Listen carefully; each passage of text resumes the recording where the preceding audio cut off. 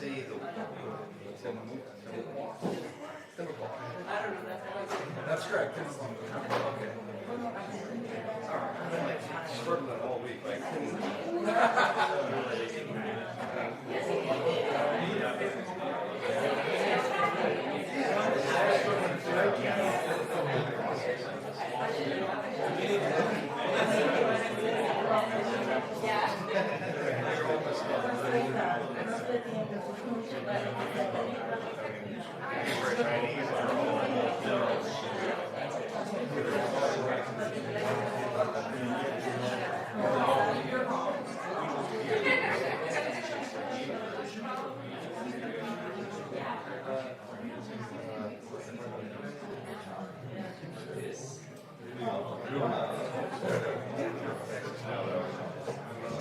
All right, good evening, everyone.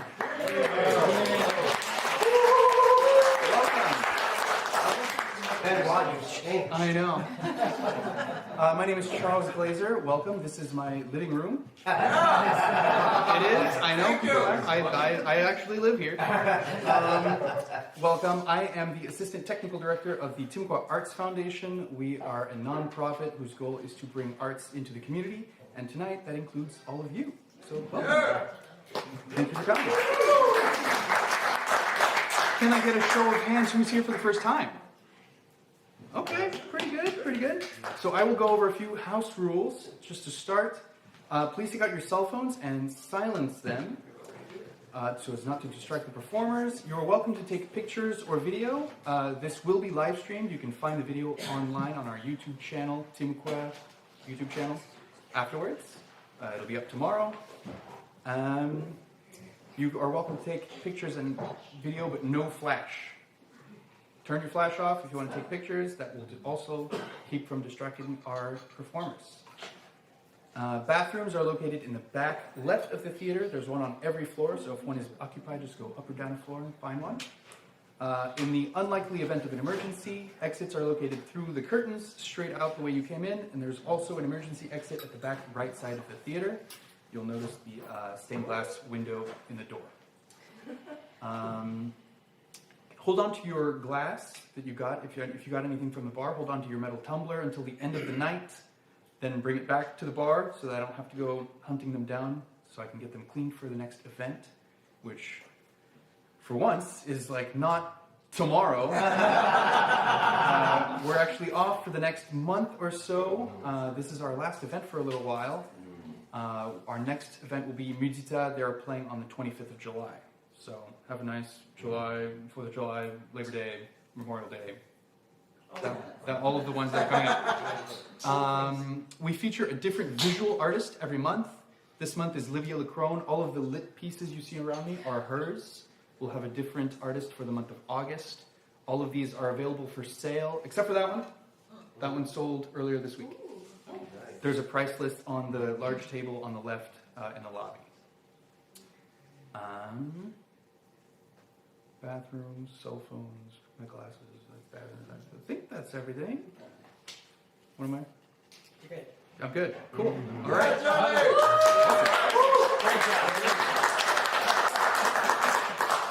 Fun. Ross totally never told us about the emergency exit before. Because he never wants us to leave. It's like everyone leaves that way, but if there's an emergency that over there, then you leave that way. No. We just recently partnered with Beacon Health, counseling service. So I would like to introduce Joe Savoli, who is here to tell us a little bit more about it.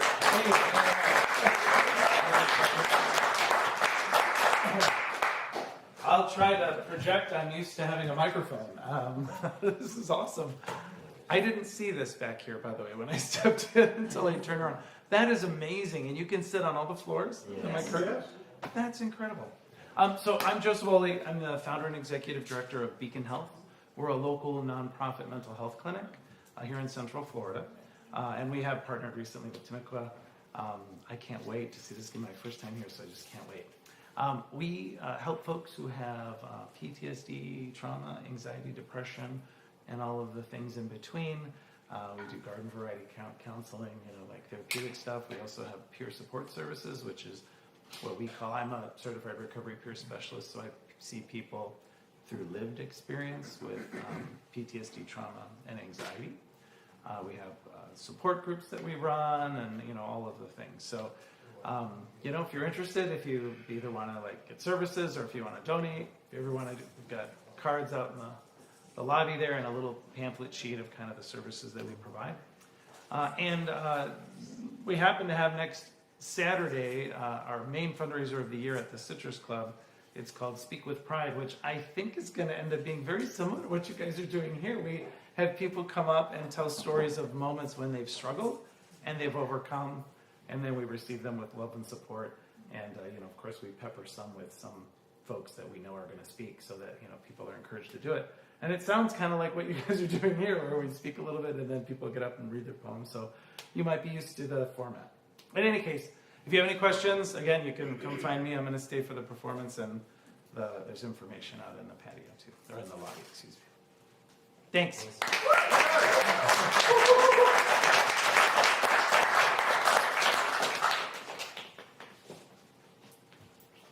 Hello.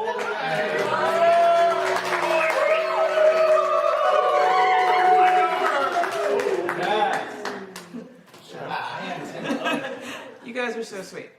I got my fan because it's mercilessly hot. It's oppressively hot. I am not going to read a bio or anything tonight.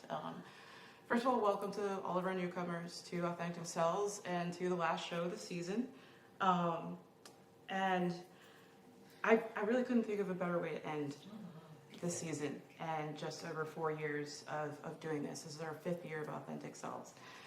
And Simran, who I love to call Choo Choo, which is just my way of remembering to pronounce their last name correctly, sent me a message a couple months ago saying, "Hey Lauren, I'm leaving and could I do an encore performance?" And I think I was sitting at my desk at work like, no. But I'm glad that we were able to switch the schedule around so that they could do this farewell performance. Their family is here for the first time.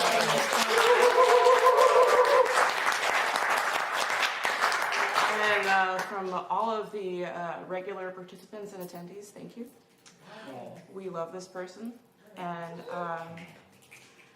I think a lot of people know that I never expected this show to become what it was. I honestly thought that we would do this one time and that would be it. And then somebody said, "Oh, do it every month." And I thought it would be a year and that would be it. And now we're in year 5. And I've had the pleasure of watching so many of you become vulnerable and grow in this place. And there are a lot of you that I'm speaking to. And Simran has said that they came here and were afraid of not finding a place that they could call community. And that was 3 years ago? 3 years ago. And they've been part of this family ever since. And you are definitely one of the people that I have come to truly love and call a gift as part of this show. And I'm super proud of you. You're moving to the great state of Maryland, and I'll see you when I'm home visiting my family in Maryland. And I know a lot of us love you and are thankful for you. So without further ado, tonight's feature, Simran Shugani.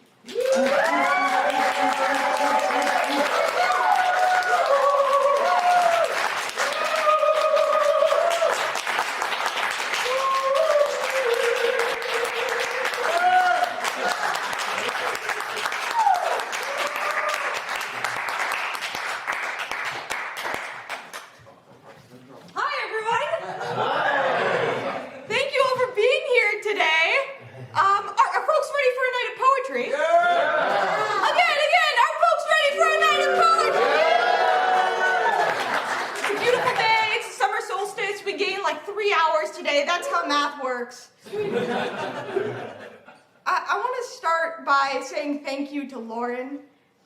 Many of you know she has spearheaded this show and curated a safe space for all of us to be our authentic selves. And Lauren has this distinct superpower to see people not just as they currently are, but everything that they could be.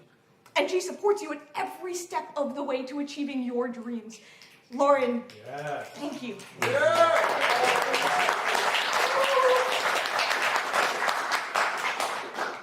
Newcomers in the audience, would you mind raising your hand? And regulars in the audience, can you raise your hand for me too? Okay.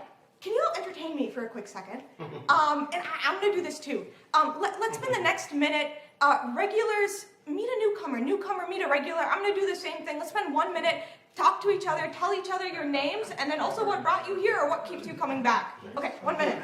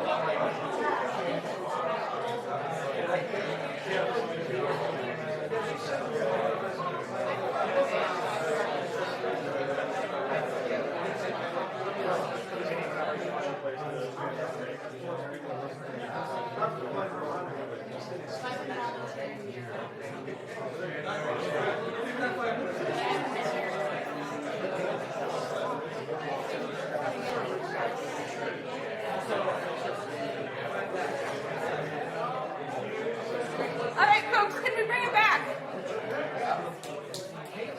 Thank you so much for entertaining me in doing that. The reason I wanted to do that is because I was a newcomer here back in October of 2023, and I walked into those doors not knowing a single soul, and then I heard a conversation where some dude used the word swashbuckler. And I was very intrigued, and regulars in the audience will not be surprised to learn that that person was Claver. Who else uses swashbuckler in conversation? But Claver and I introduced ourselves, and the first question I asked you, Claver, was, what keeps you coming back? And without a split second of a doubt, you said the people. And having been here for the last 3.5 years now, I could not agree more. I would not be the artist that I am today without these people in the audience. So, as advertised, this is a bit of a farewell show for me, and in so doing, one of my goals is to say thank you to this community who has made me who I am. A secondary goal is, I hope newcomers, you get a glimpse into what we mean when we say the people here are so special. And I hope that as I bring my co-performers on stage, I'll share a little bit of our stories, and you'll get a glimpse as to what exactly that has looked like over the years. So, It's a surprise to me, you guys. Like, I didn't plan the show tonight, so I'm just as intrigued. you know, a friendly, mysterious intrigue is always good for this all. There you go. So I know this crowd is always very engaged, but tonight especially, my ask for you all is to really bring it. Move if you want to move, snap if you want to snap. We'll have some live music, dance if you feel compelled to. If you know the words to any of these poems, say them with me. Not just, be engaged, not just for myself, but for your host, for your fellow performers today, and going forward. Please, my ask is that you bring the energy. I know goodbyes can be bittersweet, but I also want today to be a party. I want today to be a celebration of how quality is coming. And so I'm excited to party. Now, in that spirit, I want to bring up my very first co-performer who will be accompanying me on the piano, and this person knows how to party. Everyone, please give a warm welcome to Doug Halper!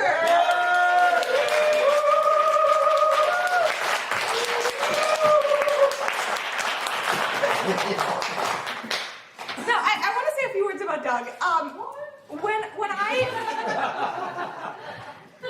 When I close my eyes and I think about a courageous artist, one of the people who comes to mind is Doug. Doug succeeds at most of the things that he does, but what inspires me the most about you, Doug, is that when you fail, you are an expert in finding the joy of the falling down and getting back up again. Yes. Because that happens so often. Like I said, you succeed at most of the things that you do. So I said that I would not be the artist that I am today without all of these people, and I think part of that is, before I came to Florida, and even early on while I was here, I would never introduce myself as an artist. I would introduce myself as someone who writes poetry, but never as a poet. You know, and I think that's a meaningful distinction, because I think to claim the identity of an artist, you have to have a keen awareness that the impact that your art is making is bigger than yourself. And this community of people has given me the gift of that awareness. And it's in that spirit that I performed my first poem. Charles, can we go to the next slide, please? It's ironically titled, If I Were Not an Artist. There's a bit of a prompt to this poem, and it goes like this. Art is no longer viable. I hear this all the time from every direction. From the exploiters, the consumers, and from the artists themselves. It has made its way past my own lips. So, I'm left to wonder, if I were not an artist, what would I be? You ready, Doug?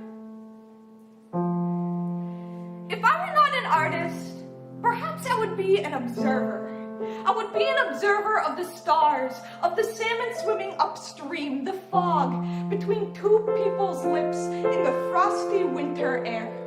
I would watch two people find out their family will grow to 3, listen to one end of the phone call when a student learns they got into college, and feel my grandmother's hands on my shoulders again and again and again.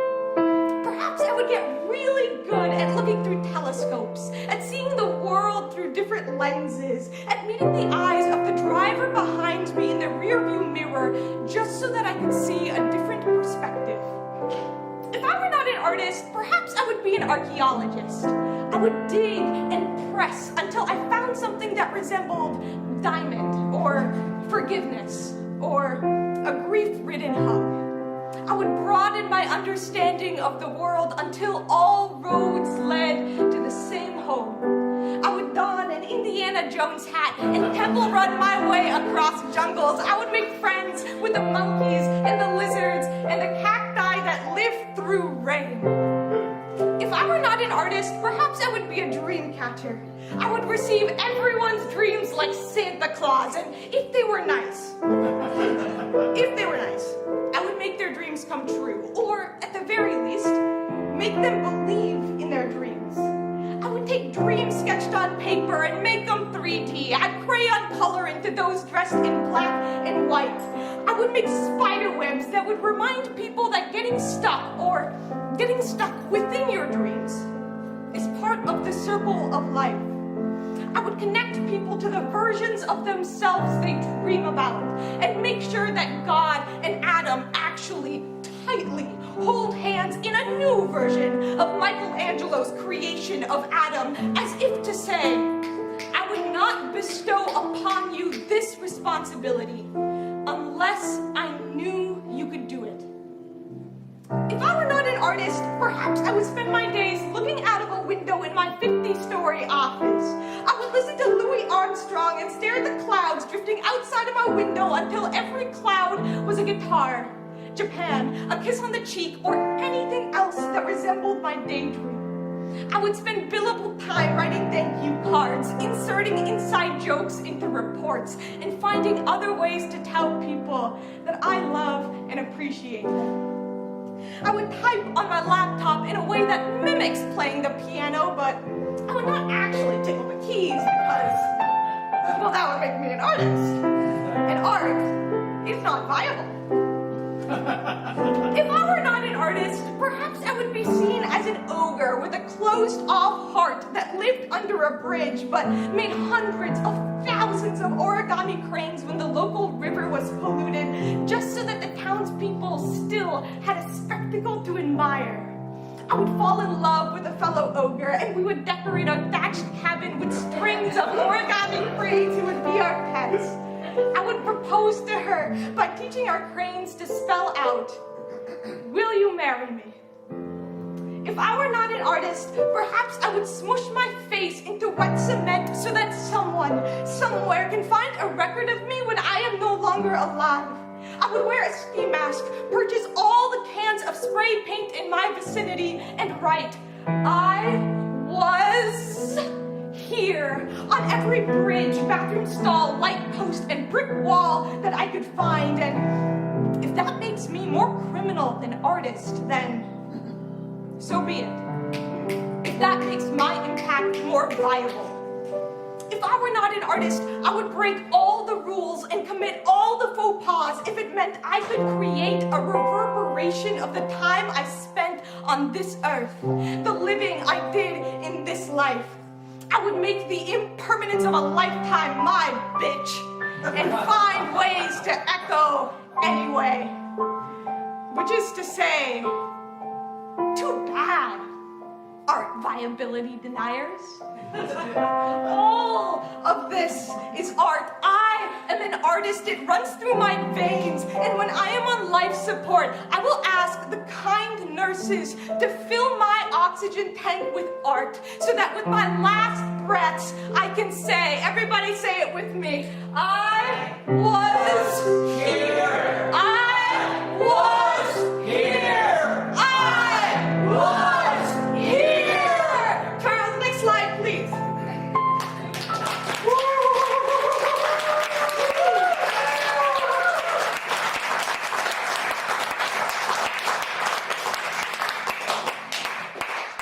I have always been under the impression that everything done beautifully, everything done with care and intention, everything we hold and shape and create, everything we express with creativity and passion, every single thing is art.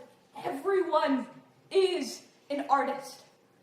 Only a society created to destroy itself would question the viability of life itself. If I were not an artist, I would not be ER Fight Master. Yeah.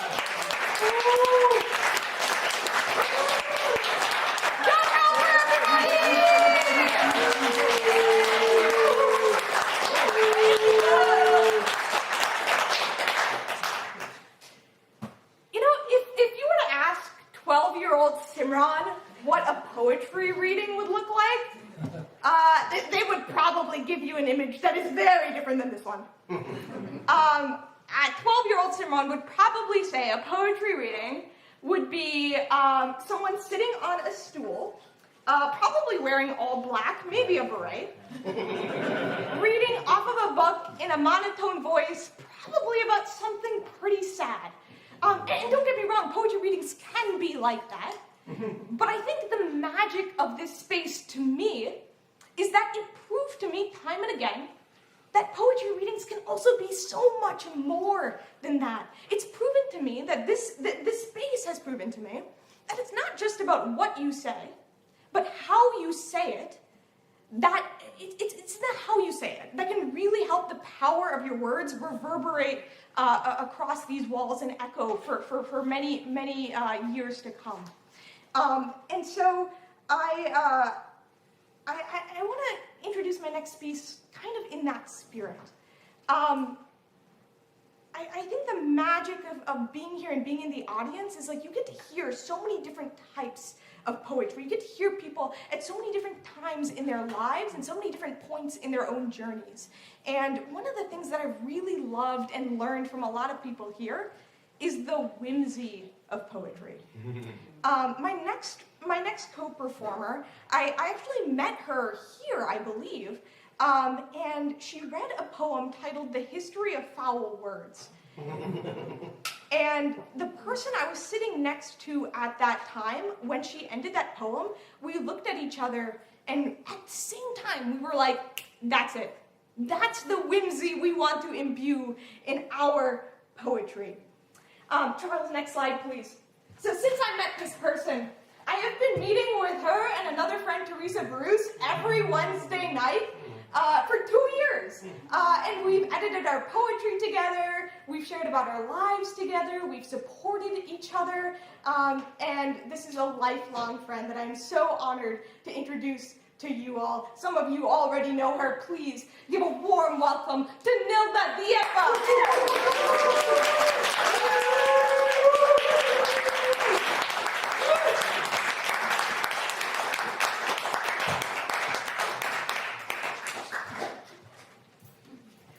So the poem that we will be performing today is actually the history of, a history of foul words.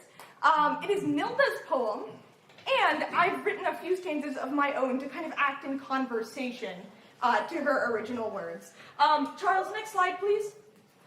So this poem is rated R. If there are any young children in the crowd, please cover your ears.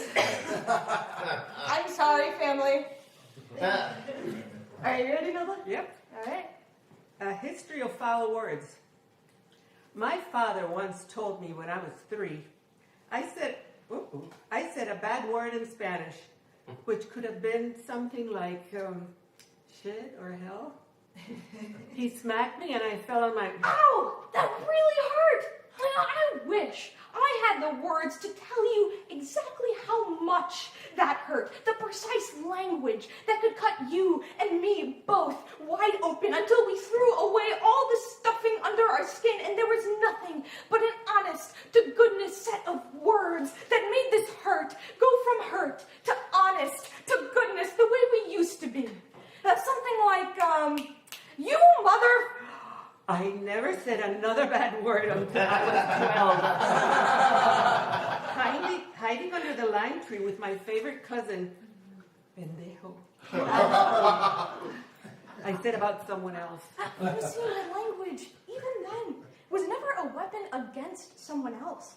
I just loved the fact that it was true.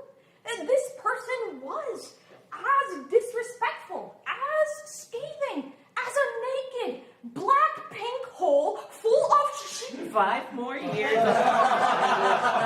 went by until my college roommate called me a martyr and I called her a bitch. And fled to the bathroom to mourn my descent into the dark world of the foul mouth. It's no wonder why, when my dentist checks the inside of my mouth, she needs a flashlight to see how the crevices behind my teeth expel language so sharp, I thought I had to hide it my entire life. Years later, I would use some bad language in the privacy of my marriage when justice demanded accurate description of a situation. But I never leveled it at someone. My teenage children encouraged me to say fart. Hey, Nilda. Nilda, say fart. Why should I say fart? I only say fart when if there's no need to say fart. Okay, Nilda, what is it called when intestinal gas is expelled from someone's... I reveled in their frustration. Once my husband chastised our daughter unjustly and broke his dinner plate on the table. As he roared he was going to his bedroom, the fierce mother in me yelled back at him, "Te puedes ir al mismo carajo." I didn't cry that time for saying that he could go to hell, or felt tainted by my language either. I'd like to think there is no time nor place we ought to feel tainted by our own language. For so long I was taught to be polite at the expense of righteousness. So why should I feel tainted if I am but language's innocent messenger, conveying the truth in the purest way I know how? As I grow older, I'm not scared of bad words anymore, and wish people recognize all words are good words when used properly. Hey, Nilda, what is a proper word that rhymes with buck? I don't know if I'll ever rhyme buck with fuck, but hell!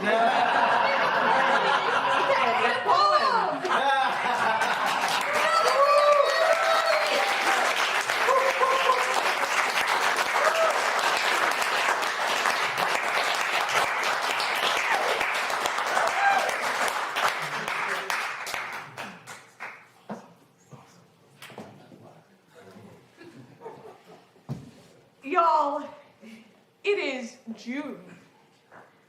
And I cannot believe I've had the chance to be up here and feature for as long as I did without saying, Charles, next slide, please. Happy Pride!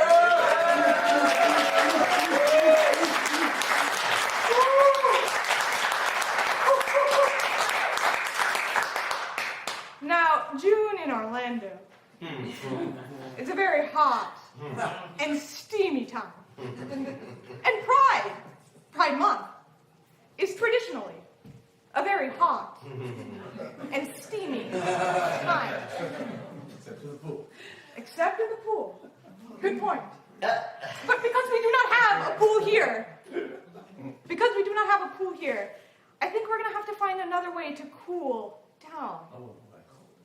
Hey, Charles, can you help me with some audio here? I think it's time we shed a layer.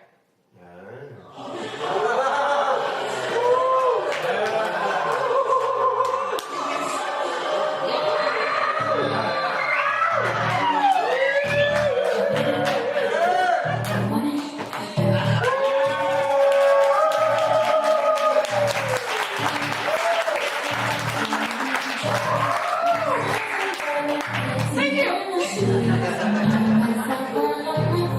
Okay, Charles. He wants another layer. Keep going. Settle down back there. Y'all, I'm a little embarrassed to admit how long I spent practicing that mirror. And it's still super awkward. Oh, man.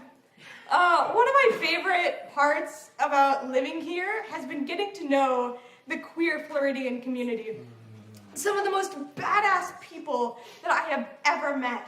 Not only do they get up and fight every day, they know in their bones why they are fighting. And one of the many things that I have learned from this very badass community is that we cannot celebrate Pride in solidarity. So please, welcome up to the stage my good friend, Jody Spitali.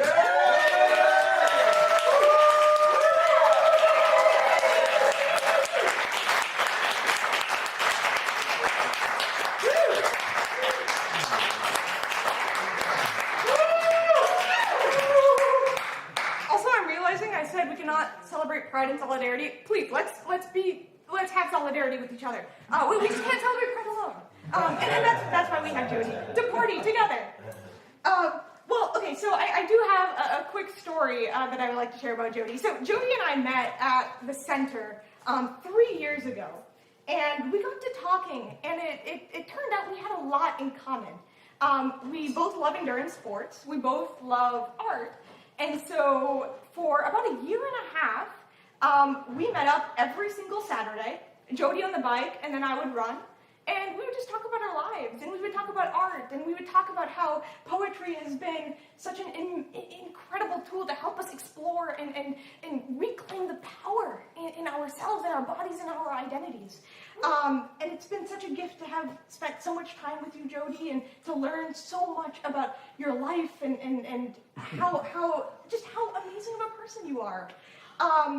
And so one of the conversations that we had on these Saturday bike runs, Jody, you brought up a newspaper article. And Charles, I'm gonna have you go to the next slide, please. This is a picture of the two of us. Yeah, we asked a stranger to take a picture of the two of us on West Orange Trail. We were really sweaty. This was like noon. I told Jody I want to sleep in this day, and it was like 90 degrees. So this is at noon. We were both sweaty. We asked this stranger to take a picture of us holding a painting on West Orange Trail. Super strange situation, but I'm sure the stranger now has a story.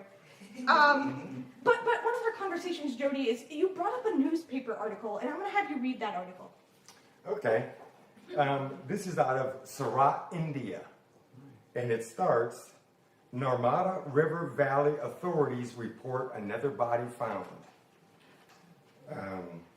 For the second time this month, tigers killed a villager along the eastern edge of the Narmada River. In the latest death, local ranchers report it was the daughter of a migrant worker named Tu. So that was the newspaper article. And we were talking about some of our interpretations of that, and it inspired a poem. Now, Jody wrote a poem based on that article back in 2010. And then when they told me about this, I wrote a poem based on that article. And so what we want to do for you all now is Jody's going to perform their poem, and then immediately after that, I'll perform my poem. But we can't do this alone. We need a friend. Glenn Kendrick, please welcome Glenn to the stage.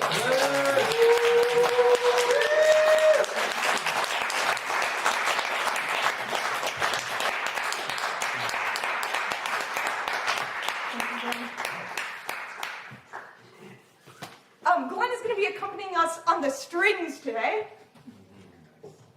And this is an original composition Glenn put together for this poem. Get it ready. Yeah, take your time. And then for everyone's reference, Jody's poem is titled White Elephants 2, and that's T-O-O. And my poem is titled Tigers 2. One thing that I will also say is based off of the newspaper article, Jody painted that, what you see on the screen. Jody painted that based on the story of this article, and they gifted me a copy of this painting with the painting on the front, and then on the back are the two poems that we've written scanned on the back. Such a wonderful gift. All right. Whenever you're ready. Whenever you're ready. Ready? Okay. One note, this painting is actually one that you could shift either way. If you would actually shift that painting, you would see the image of a girl. When in the position it's in now, you could see a completely different image. So the poem is titled White Elephants 2, and it goes like this. White elephants resting in the water, two ranchers in my dream. Their weapons are for tigers and capturing runaways like me. If I can make it past that opening, not much further than those trees, I can get a head start and collect all my belongings. I know a shortcut down by the water that leads me to the sea. When I get there, I'll find a boat to somewhere. That way I can be free. And that's it.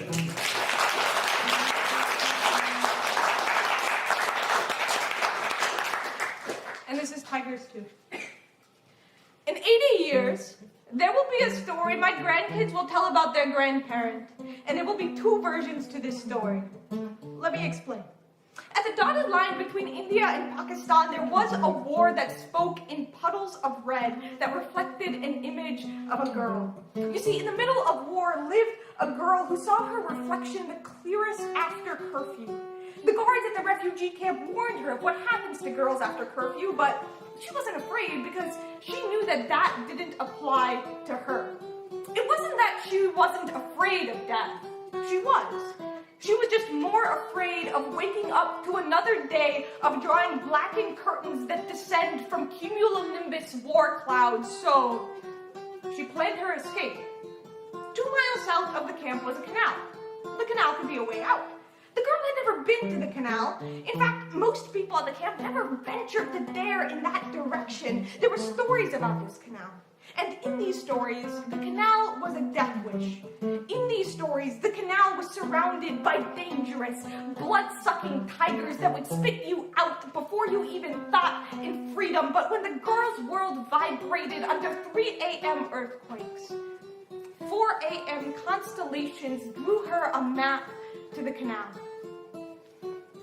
The next day, journalists wrote a newspaper headline that read, "Girl dead, eaten by tigers." But the thing about this version of the story, the version of the story that is not told by the girl, is that it ends here. It ends with death. But in the true version of this story, the story goes on. In the true version of this story, it's not that the girl doesn't die. She does. But she also lives long enough to tell her grandkids about it, and isn't that the interesting thing about resurrection?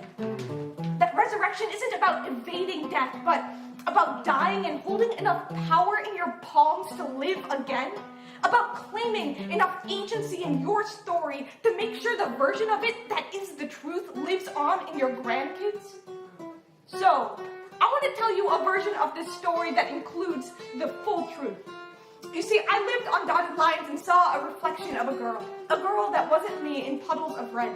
I decided I didn't want to swim in red the second I heard there was a canal where I could swim in shimmering blue. And I knew what people said about the canal, about the tigers. But it was also the same thing they said about people like me.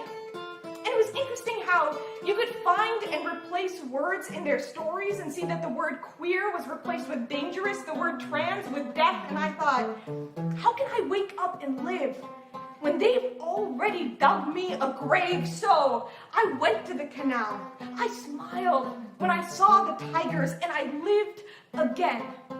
And the next day, I wrote a newspaper headline that read, "The tiger lives, and they are formidable."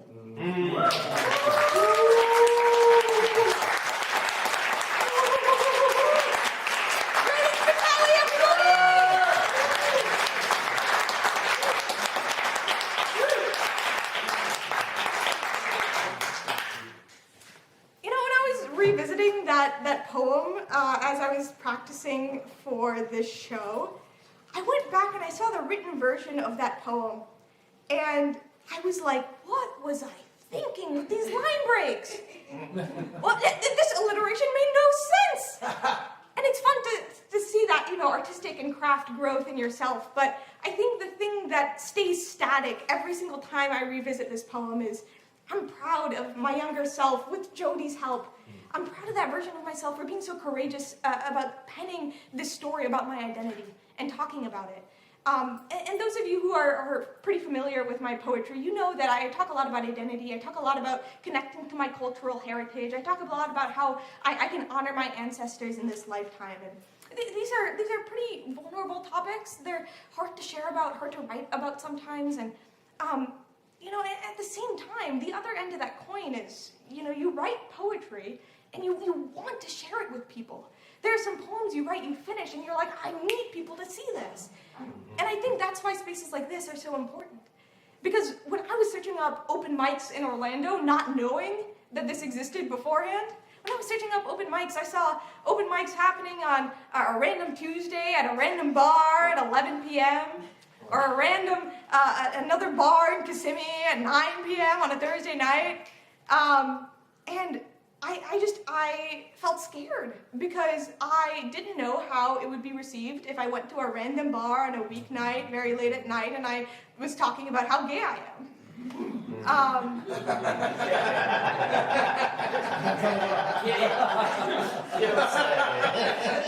What do you think now? Yeah. Well, now, here's what I'll say.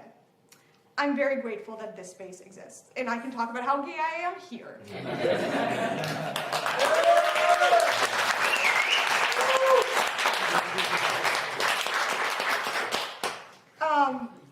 Performing in any capacity, especially when we are so vulnerable about our stories, is difficult. And to that point, I think one of the things that I love about this community is even when I'm feeling raw and exposed after performing, I'm confident that this community will give me a warm coat and a glass of hot chocolate and tell me to keep coming back. And I love you all for all of that. And Glenn is one of those people. Now, I've had many conversations with Glenn over the years, and they follow a similar pattern where Glenn is a great person to talk about the state of the world. There are not a ton of people that are great people to talk about the state of the world with. Glenn is one of those people. Because it can start however it starts, but then it ends with a twinge of optimism, with hope, at the very least. And we say to each other, if nothing else, the fact that we are here to support each other is hope enough to get up tomorrow and be the best versions of ourselves that we can be. And it reminds me of this quote by Rebecca Solnit. Charles, can you go to the next slide, please? Hope is not the belief that everything was, is, or will be fine, The evidence is all around us of tremendous suffering and tremendous destruction. Hope locates itself in the premises that we don't know what will happen. In the spaciousness of uncertainty, there is room to act. When you recognize uncertainty, you recognize that you may be able to influence the outcomes. Yeah. Y'all, we're so lucky to be accompanied by Glenn today, not only because he has such a pure and altruistic soul, but I do want to shout out Glenn for a second here. Glenn is an extremely talented guitarist, and he actually released a song that is streaming on many major platforms, an anthem called Tonight. I would highly recommend everyone checks it out. It was debuted right on this stage. And so Glenn has a song. Go check it out. Glenn is amazing. It's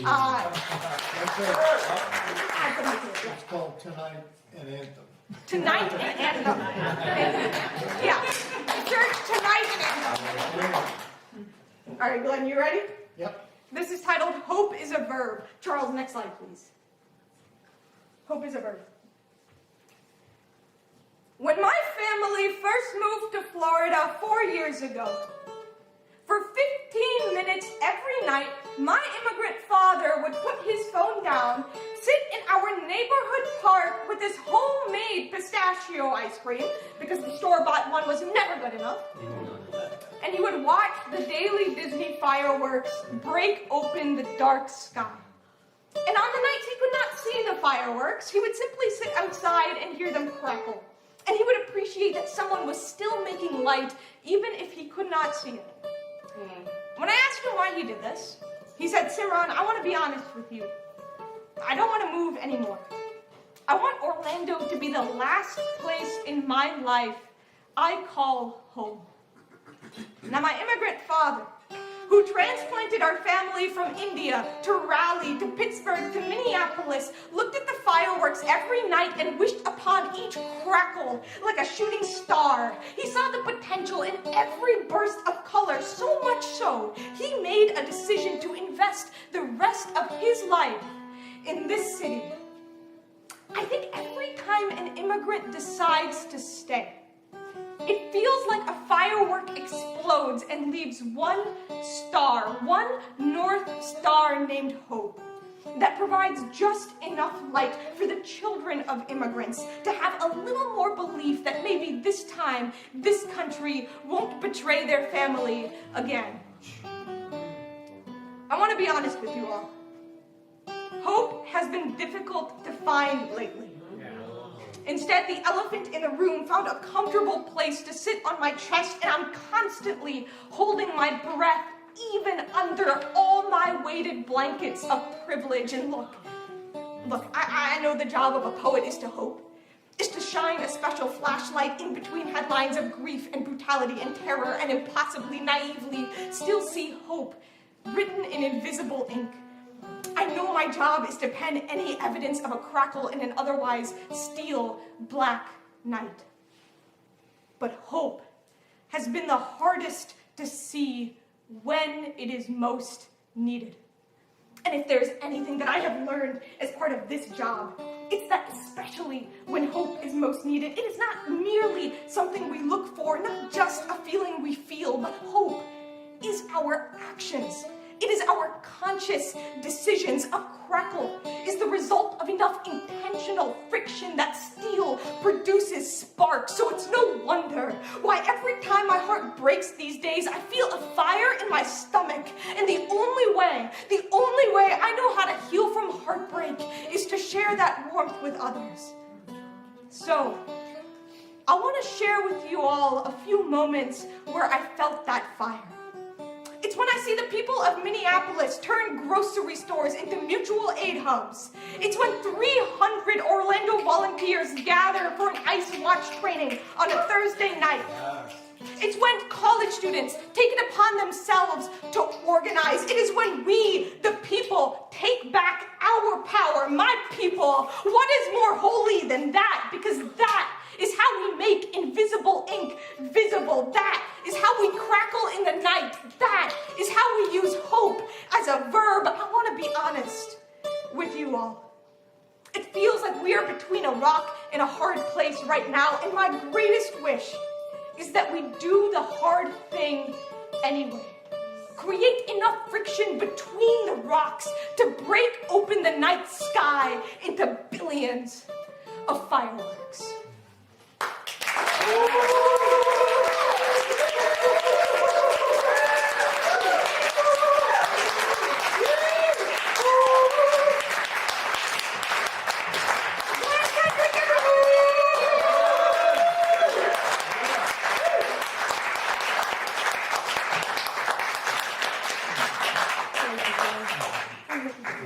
It's an absolute pleasure to do this with you. And congratulations and good luck with your academic pursuits. Thank you.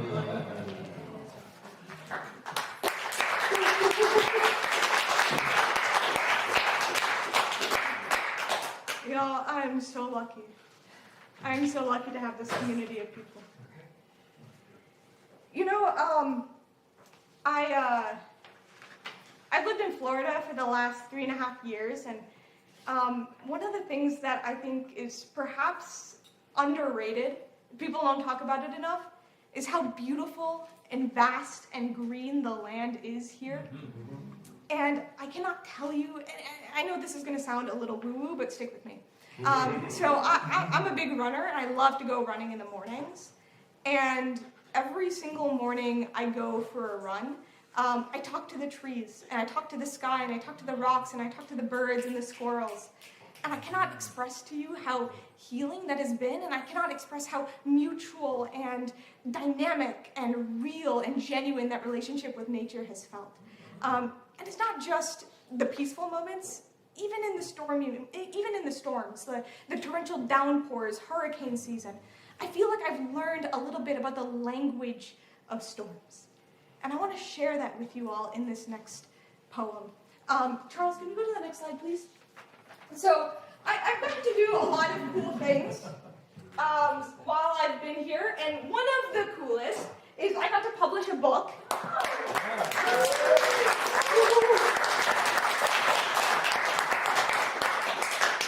The book is called Florida, I Love You, Violent. It is a chapbook of little poems and tidbits and stories about why I love Florida and why I want to protect and fight for this state. This book would not have happened without the support of the Timucua family. Because of that, I've always wanted this book to be a project that gives back to the community as much as I have gotten, or at least a little bit of it. And I'm very proud to say that since this book was published last May, it has raised thousands of dollars to improve access to health care, to improve access to healthy foods and other social services, not just for Central Floridians, but for people around the nation and even around the world.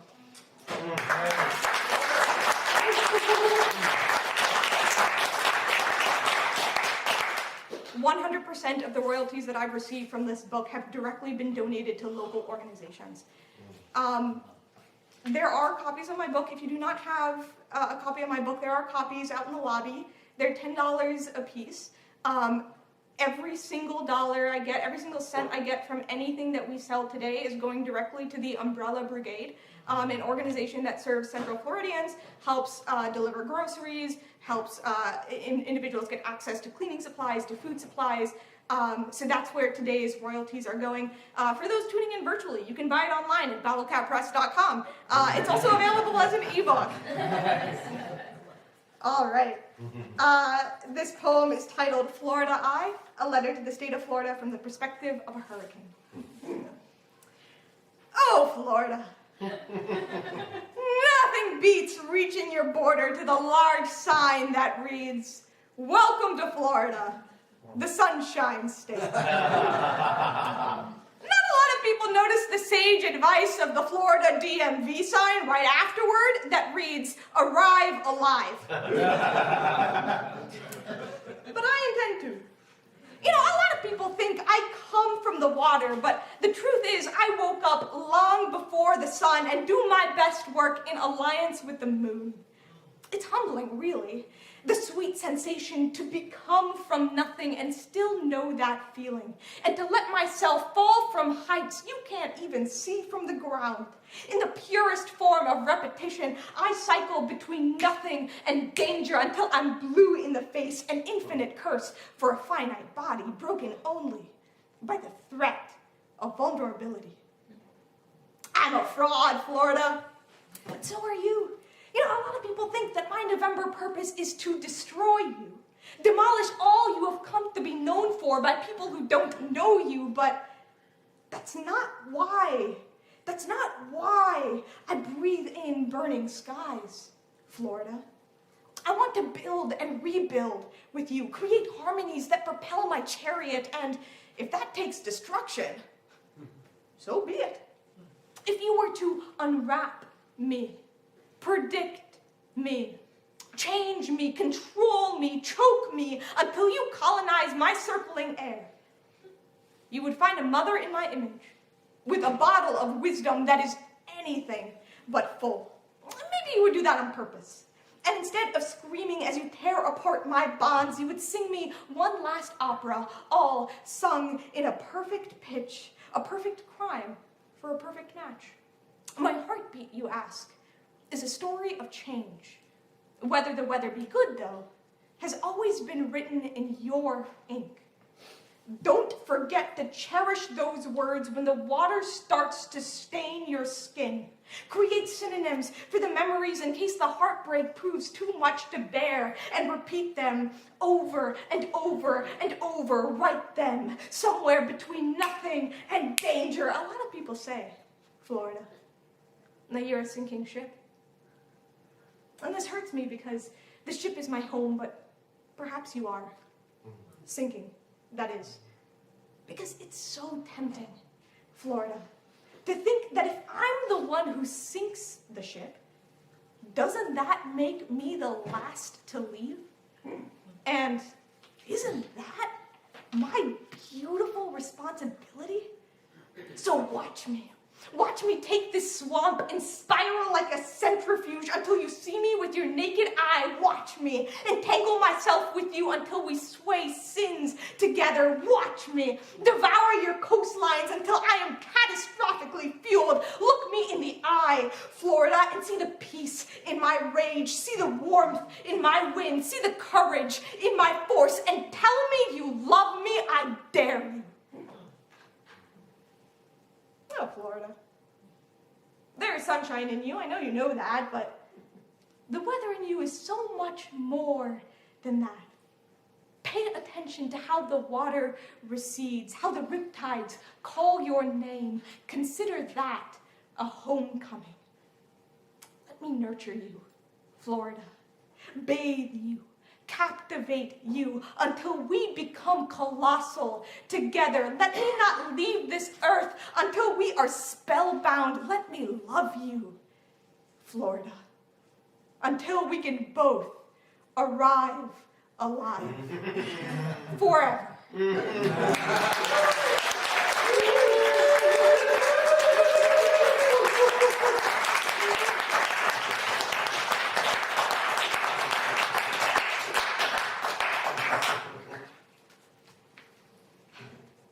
Y'all, we are coming to the end of our time here.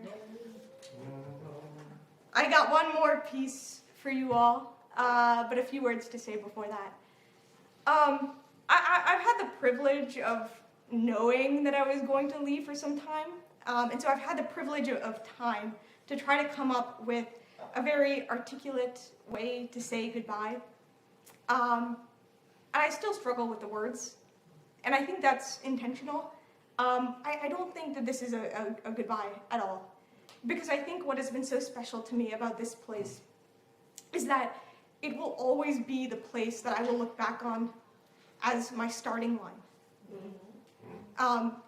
And so much of the work that I want to do with my life, improving access to culturally tailored, high-quality healthcare, uplifting the next generation of artists, following in Lauren's footsteps. So much of that work started here. And it almost seems like a disservice to say goodbye. So instead, I will say thank you for the memories, and I will say that everything that I have said today, I am committed to. I'm committed to my words.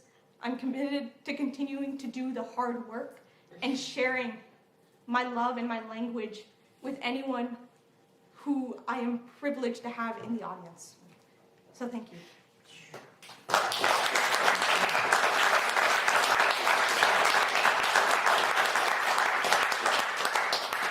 I do have a few special shout-outs today. Of course, Lauren, thank you. Thank you for letting me perform in June, first of all. For those of you who are new to the Authentic Selves space, June is historically a 100% open mic month.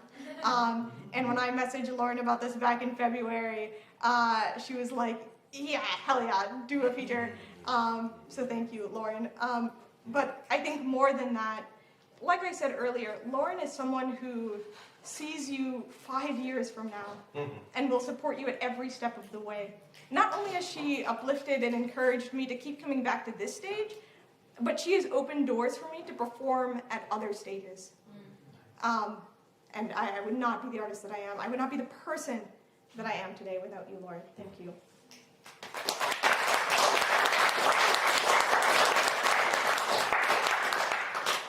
I want to thank my family. This is the first time they're watching me perform live.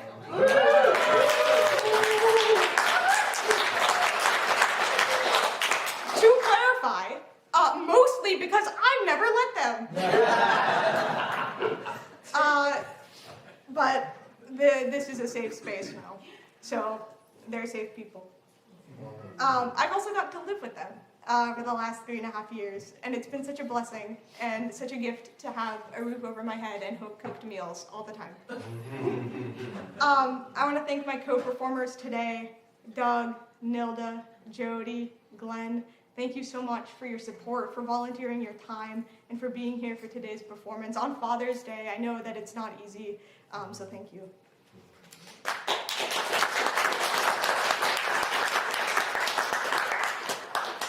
All my friends in the audience. You know who you are. You are some of the first people to see my poems and give me very, very, very honest feedback about them. And I love you for that. Thank you. I know they're not here today, but Benoit, Elaine, Charles, thank you for having us in your living room. And Charles, thank you for being our AV whiz today. They built such a space, and I think what's special about this built environment is that it's done with such intentionality that in itself it is inspiring. And so I want to say thank you to the Glazer family for inviting us into their living room every third Sunday of the month. I want to say a special thank you to all of the newcomers here today. Thank you for trying something new. I hope you keep coming back. And I want to thank each and every one of you in the audience. Thank you for connecting with me today. Thank you for bringing the energy, and thank you for being a great audience for us today. And please continue to do so for the rest of today's show. All right, one final poem. Please welcome Doug Halper to the stage.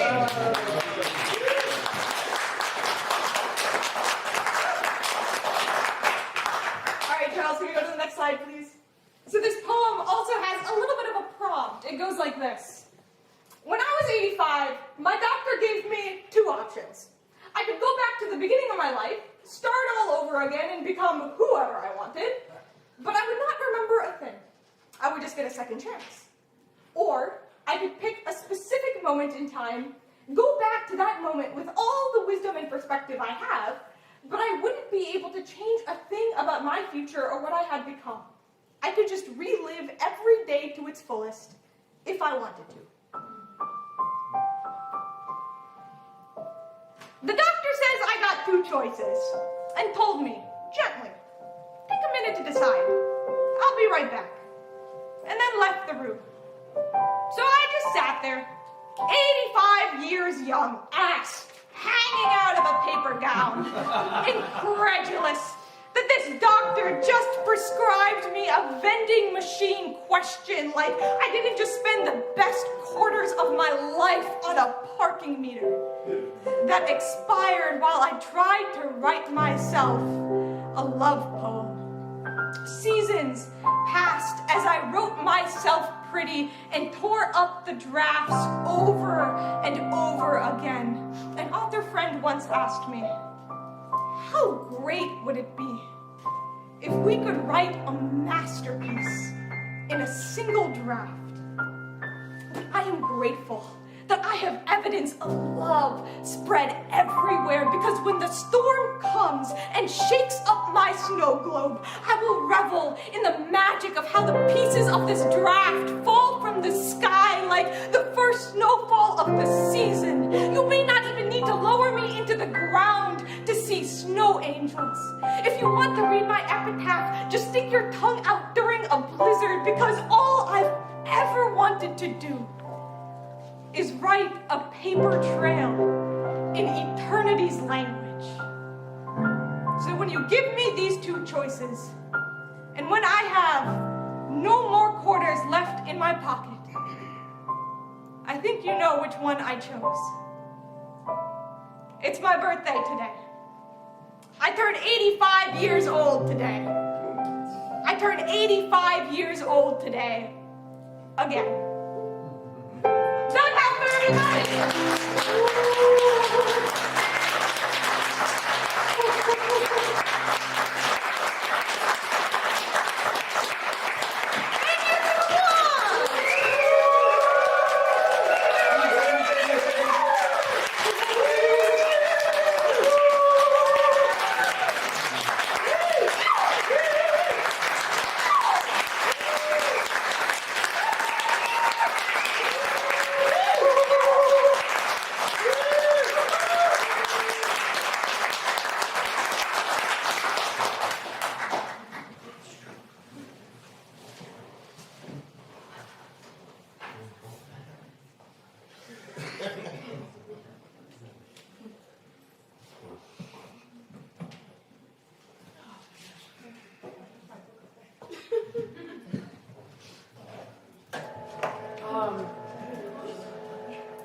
That is the second time Simran has made me cry.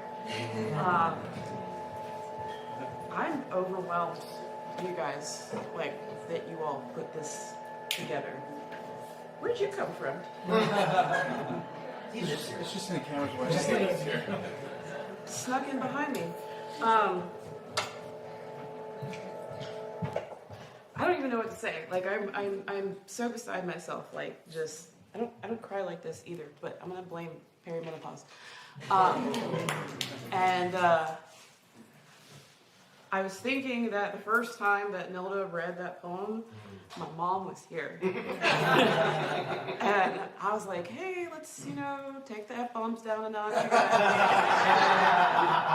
And she was like, sorry, Lauren's mom. And I just love that your family is now hearing it too. I think two of the best moments, Simran, that I will remember with you in addition to this, because I've been bawling my eyes out in this corner, is last weekend, just sharing a hug at Southern Fried Poetry, which I don't know if you guys made it to that. That shit was crazy. It was crazy. I've never been to anything like that. Like, just the whole day, a haiku deathmatch. Oh my god. Yeah. Simran performed as an individual in one of the bouts. I was tired. I was trying to leave, and I was sneaking out to go to the bathroom, and then I was like, they're announcing an individual. Wait, the guy's like, are you coming or leaving? I'm like, hold on a second. And then he's like, they announced Simran. I'm like, okay. I'm coming back in. I'll hold it. And because they knew I wasn't going to stay. And then I just walked up when they were done, and we just hugged for a while. And when you performed your poem at our fundraiser gala last year, and then we stood over there and just hugged each other and cried and were shaking and all that. It was just, there's been so much over these last couple of years. I'm super proud of you to know that this show has impacted you. Not just you, but so many of you have told me that life-saving. I mean, you all have no idea what that means to me to hear that. So, just wow. So thank you, Simran. One more round of applause.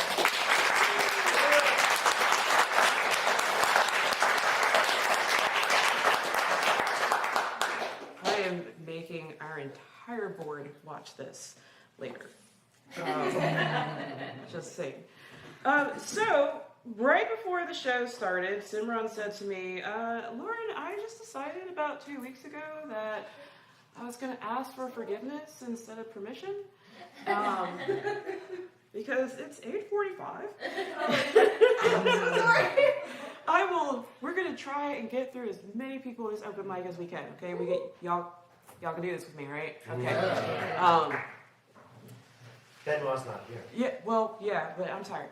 But also get up here, Doug, because we're going to start. Can we do 5 at a time? I know we usually do 3 at a time, but can we do 5? Can we remember that? Because I want to get as many of you in as possible.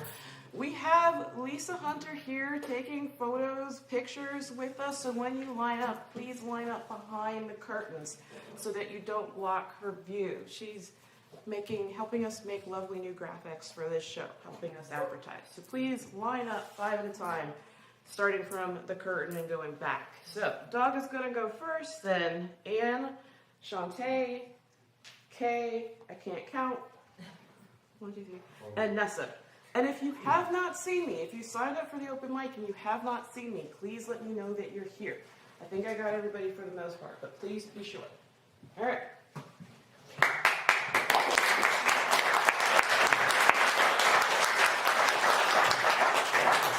At the beginning of this year, I found myself in the middle of an ice storm in Minneapolis, Minnesota. Of course you did. Yeah, that ice storm.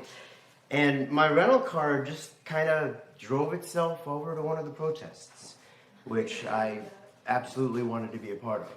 And I'm a little ashamed to say I did not get out of my car. It was -20 that night. So all of the cops were in their cars as well, nestled up with their heat. But God bless them, the Minnesotans were out there. There were at least 20 or 30 of them. Of course, they had 2 or 3 layers of winter coats on. Minnesotans are badass. Yeah. Yes. And, well, like the rest of the country, when I got home, I wrote a song. So, and we have a good friend named Lauren who just moved back from Florida to Minnesota. First we thought it was brain damage, and now we know it's just masochism. So, yeah.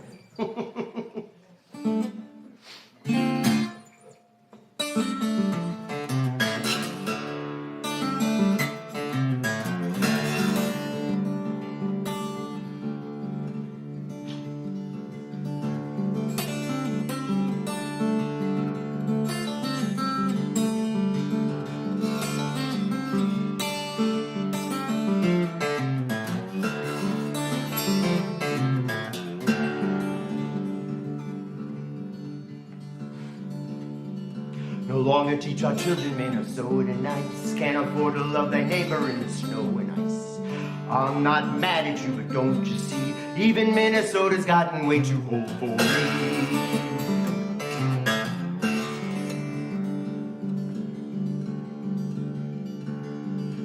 Busting down the church door, let them in. All we're doing here is absolving sin. But the righteous, they tackle and shackle me. Always thought that worshiping would set me free. Bang, shoot 'em, watch them fall. Set 'em up again.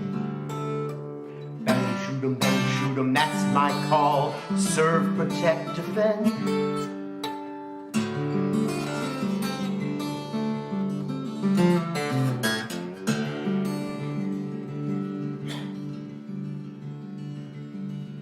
Pardon all the killers till they kill again. It's okay to be a killer if you call me friend. Give you pepper and a 6 sour pea. Ain't you happy to be living in the land of the free? Bang, shoot 'em, watch them fall. Set 'em up again. Bang, shoot 'em, that's my call. Serve, protect, defend.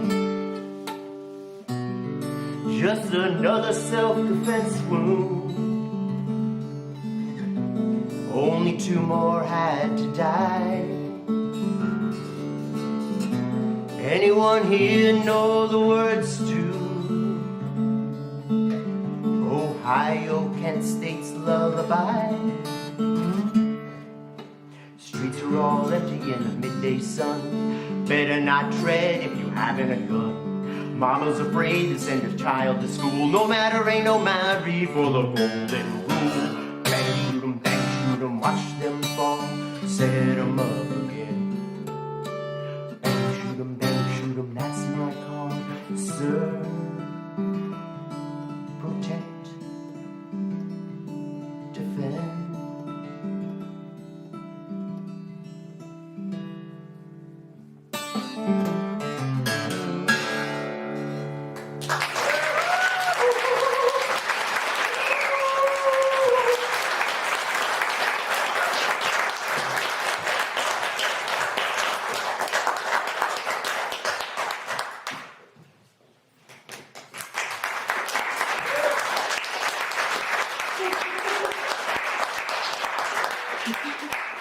Oh, this is the first time I've ever did this. I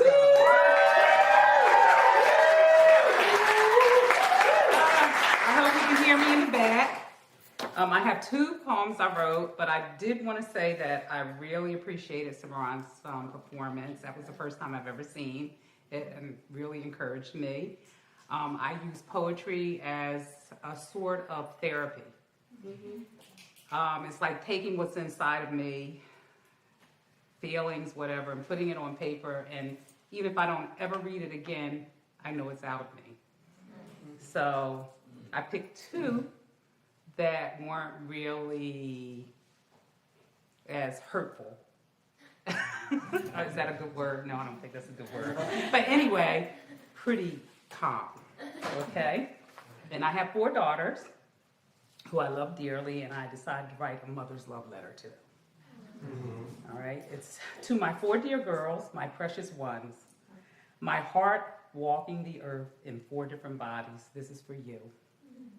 The day each of you arrived was a holy moment, a breath held by the universe, a softness I had never known until I held you close.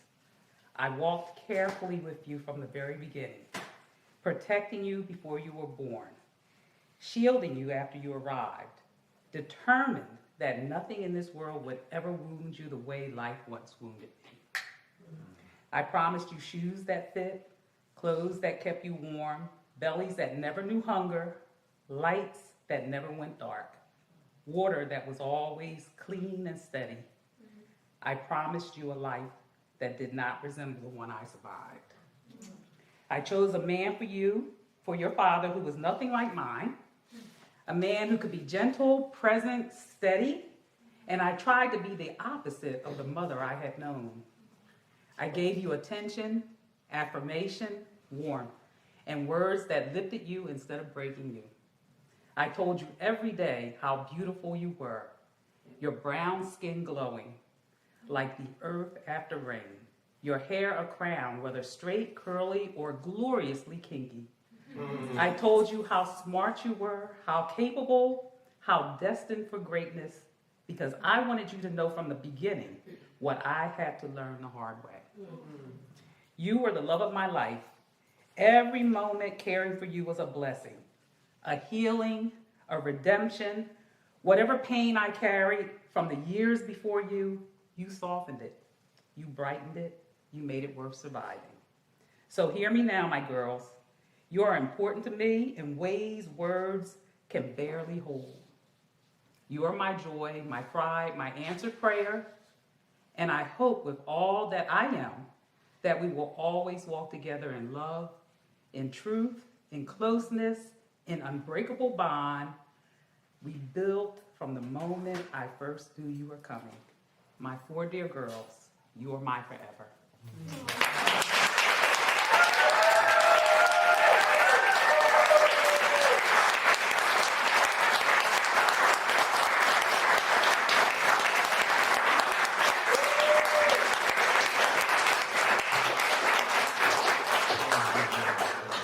Okay, I'm gonna get it together because that's my mother.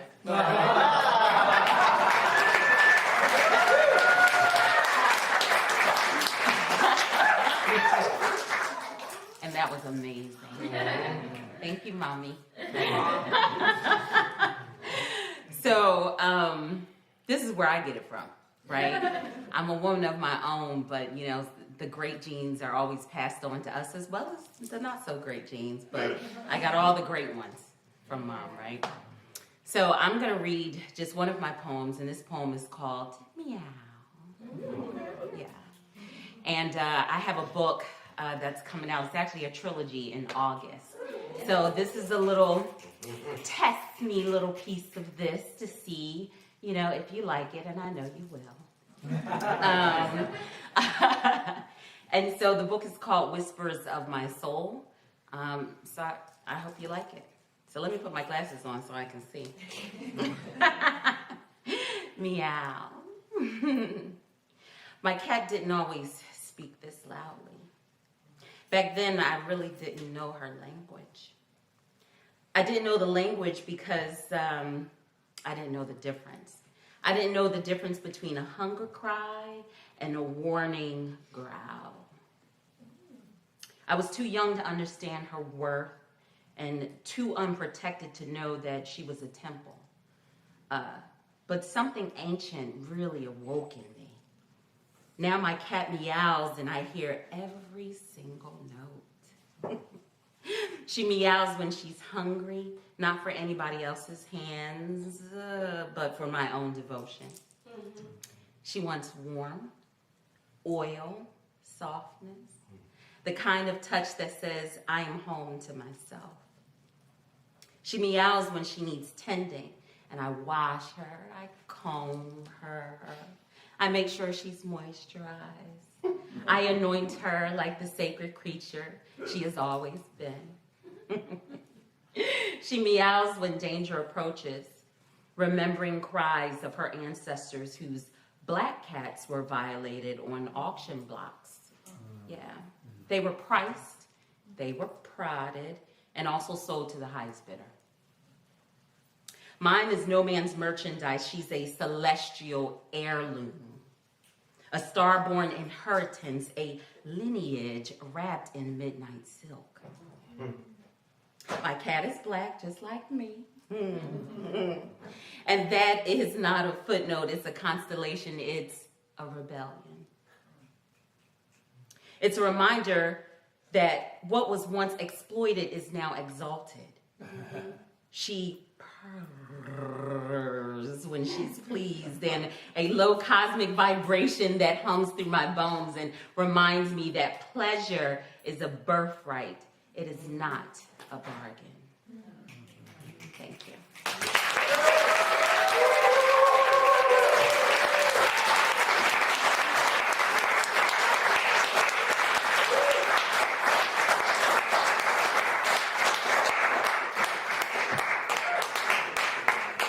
How y'all doing? So my name's Kay. I'm an Orlando poet and spoken word artist, and I also started here 3 years ago in August. Here. And I love Lauren. I'm grateful I found this beautiful space. And Summeron, I love you. I'm so blessed to have met you as a soul. You are such a beautiful being. And I'm so grateful. I'm also a mental health advocate. I have bipolar disorder. My book is coming out hopefully July 1st. I got a few little things, but it will be launching July 1st. Words of expression, a bipolar woman's perspective. I'm reading a new piece tonight. It's called I Survived.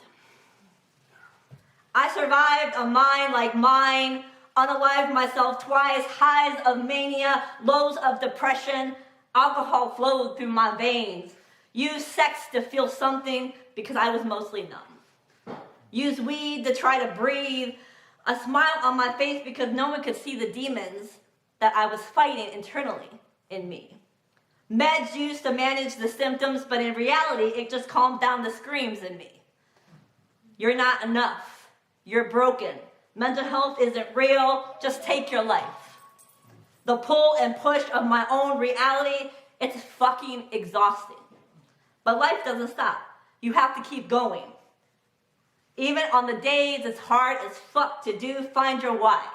Your purpose, mine, is to be the voice of those that are afraid to be seen due to stigma. To share my journey with bipolar and anxiety, to speak up for those that mental health took. Even when it tries to break me, I am a phoenix rising again and again, using my poetry as a vessel to express the internal war within. My pen is my weapon, my words, my ammo, my poems, my reality. Using my pain and turning it into power. One piece at a time, hopefully healing and revealing a little bit of me each time. I survived a mind like mine. I will continue to do so every day because I may be someone's lifeline. Thank you. Yeah.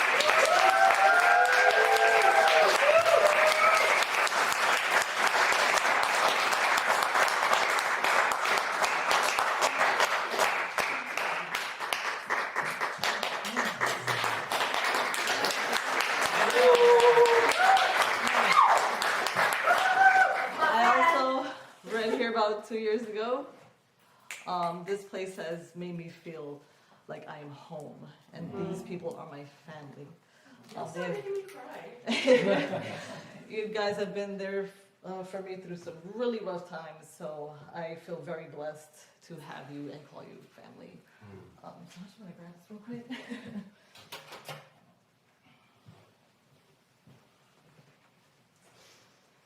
Okay, I have 2 pieces. Just gonna get into it.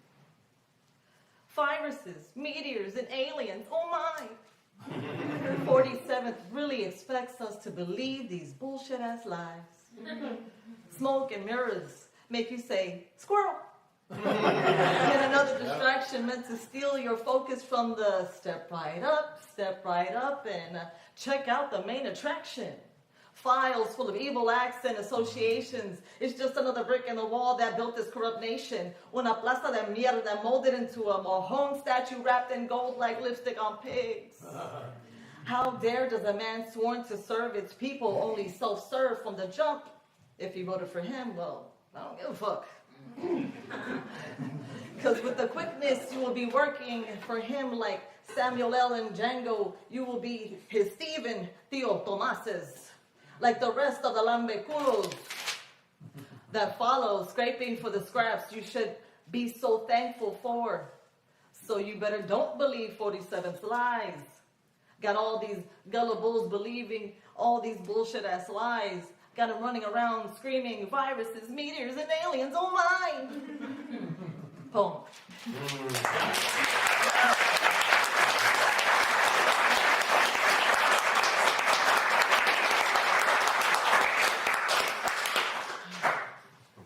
This one's titled Bloodsuckers. Must I shower in gasoline and wildly dance by the fire in order for you to see me? Must I slice my tongue with a rusty blade so you can hear my pain? I'm tired of all these bloodsuckers draining constant. I know only God gives transfusions. Seen but unseen, heard but unheard by DNA shared entitlement. Advice as to disguise energy drainage. Take from me when I work so hard to pour into me. I will whip out the cross and the cross that I carry to ward off the vampires of energy. I hope you trip your dirty little fangs on my God-given shield. Your subtle discouragements ain't shit meant as a deterrent to keep me from my purpose. You some lying assholes. Shared blood, meals, time don't make your words gospel. Action, contradiction, my vibes, exploitation. Mi sangre within is poison to the naysayers, haters, and stagnant players. Bitch, move! With bitch moves. There you go again, raising my anxiety. Fuck, how did I allow it? Otra vez. I know it's because I haven't solidified my relationship with Yahweh yet, but ooh, baby, it's in major development. My verbiage will sweep your legs from underneath. I'm tired of all these bloodsuckers draining constantly. Poem.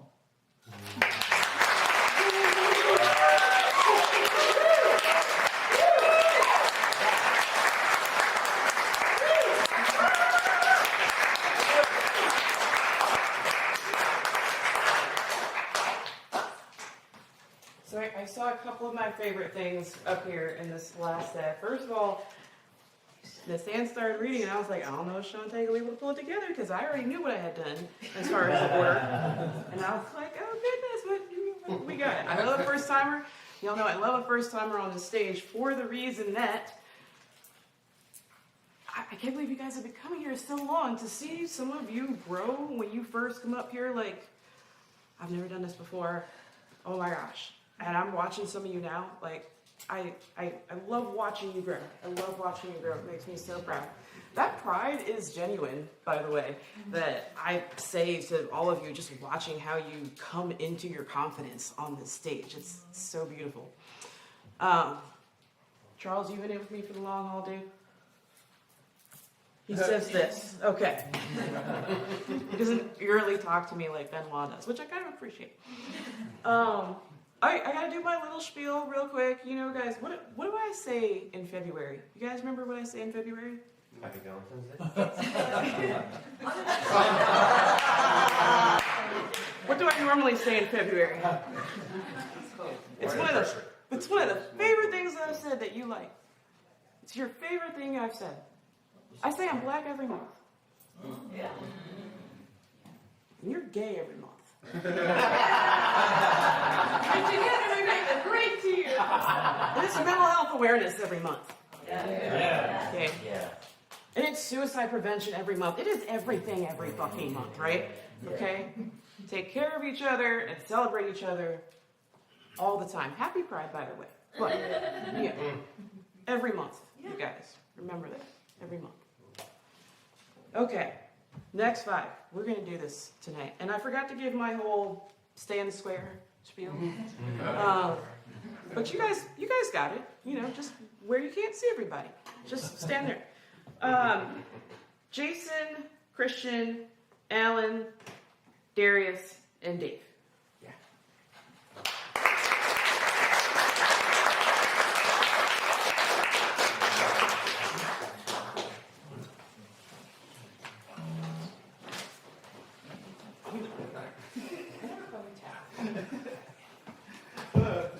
I wasn't sure because I think I put a different name down. Man, I love this place too. You know, I've actually moved out to Texas not too long ago, and I came back for some family business. And I just want to preface this. I'm here in some dark business, so my mind's been kind of in a dark place. So I wrote something a little bit dark. I am a father, so that much is true, but the rest of it's a bit satirical. So don't take it too seriously, I would say. But this is called Mongoose Parenting for the Modern Girl Dad. All right. So, when my daughters were born, I looked to the mongoose for inspiration. They kill king cobras and scorpions for fun, which is exactly the energy I need as a girl dad in Texas. To train their young, the adult mongoose kills predators and brings the body back to the nest to teach in a safe and controlled environment. Then they go together into the wild, and the adult injures and weakens one to let the young practice while they supervise until they're ready to take over and hunt alone. Step 1, identification. We don't get a lot of king cobras in my neighborhood, but we do have the sex offender registry. So there is no shortage of creeps. We scroll through the pictures to learn what predators look like and where they live. We establish a surveillance routine and track them to learn their habits. There was no pattern I could discern, no collection of red flags or warning signs. They are doctors and preachers and coaches and teachers, gas station attendants, lawyers and businessmen, carpenters and junkies, garbage men and sign spinners, youth pastors and camp counselors, of all skin shades in and out of every type of church. We put their pictures on the corkboard and ran colored strings between similar men. What is the common thread? I screamed at the wall. And my youngest daughter said, "Daddy, there's no ladies." And she was right. The only common trait was a penis. So we assume every man with a pulse is dangerous. Forever. Step 2, disabling the threat. I need you to know that I did not arrive here lightly. We started with ballistic gel dummies, heavy bags, weapons drills from Kali and Kung Fu till their little tiny muscles burned. I built 3-gun courses in the backyard. They learned the LD50 of over 700 common household substances. But ethics or no ethics, there is no replacement for hands-on training. So I printed out a flyer full of pervert code phrases I got from Reddit with an irresistible pull coupon absolutely soaked in fentanyl. and hung it near a cluster on the city creep map. It worked too well. We bagged 8 the first night. By the time we got a body dragged around behind the tool shed, another was waiting for cleanup. We pulled the flyer when the bins were full. I set them up in the driver's seat of cars, or like scarecrows next to the swing set. I put one on a dolly and wheeled it into their room in the middle of the night, wearing my old jacket and reeking of whiskey. The girls were given hand weapons, shown how to reach the most vulnerable targets from their smaller position and perspective, and told to make Daddy proud. Daddy, the policeman popped, my youngest said, and I knew we were ready to level up. Step 3, weekend play. We put the flyer back up and lowered the dose on the coupons to incapacitate without killing. A creep took the bait and stumbled down the block, bent half over like he was looking for his wallet. I sent my oldest in with a Sig Sauer, double tap to the base of the skull, so clean it brought a tear to my eye. We bagged 12 groggy gooners over the 2 weeks, slowly decreasing the dose. The 13th dodged at the last second, stunned as the bullet grazed his temple. Why? He pleaded with my oldest. Why did you take the coupon? She asked. It said free cheese pizza. That's what a creep would say, I interjected, and I shot him in the forehead. The girls went quiet. Daddy, my youngest asked, what if he was innocent? Nobody's innocent, Sugar Plum. But if he was, then we just sent him home to meet Jesus. You're welcome. Step 4, live prey. The girls set me down for an intervention. It has to stop, they said. These fentanyl flyers are madness, Daddy, the oldest pleaded. It's too aggressive, said the youngest. Innocent people are being hurt. Some people really do just want pizza. Plus, we've got certified creeps lining up for us already, they said, and they showed me their Roblox account. The girls came up with a whole plan and ran the show. I just had the credit card and driver's license. They agreed to meet anyone who asked in an abandoned railroad tunnel just outside of town on Friday night. We started at the far end, and every 30 minutes left a body with a Roblox gamer tag taped to their chest a little closer to the entrance for the coyotes and cops to fight over. We totally own those perverts, Daddy, my oldest said. No, dear, I corrected. You showed them mercy. Step 5, the final bit. The solo hunt. Now they're grown and on their own. We don't talk much about the training. But every once in a while, I see a news story about a pervert found dead in a train tunnel with their Roblox gamer tag taped to their chest. And I couldn't be prouder.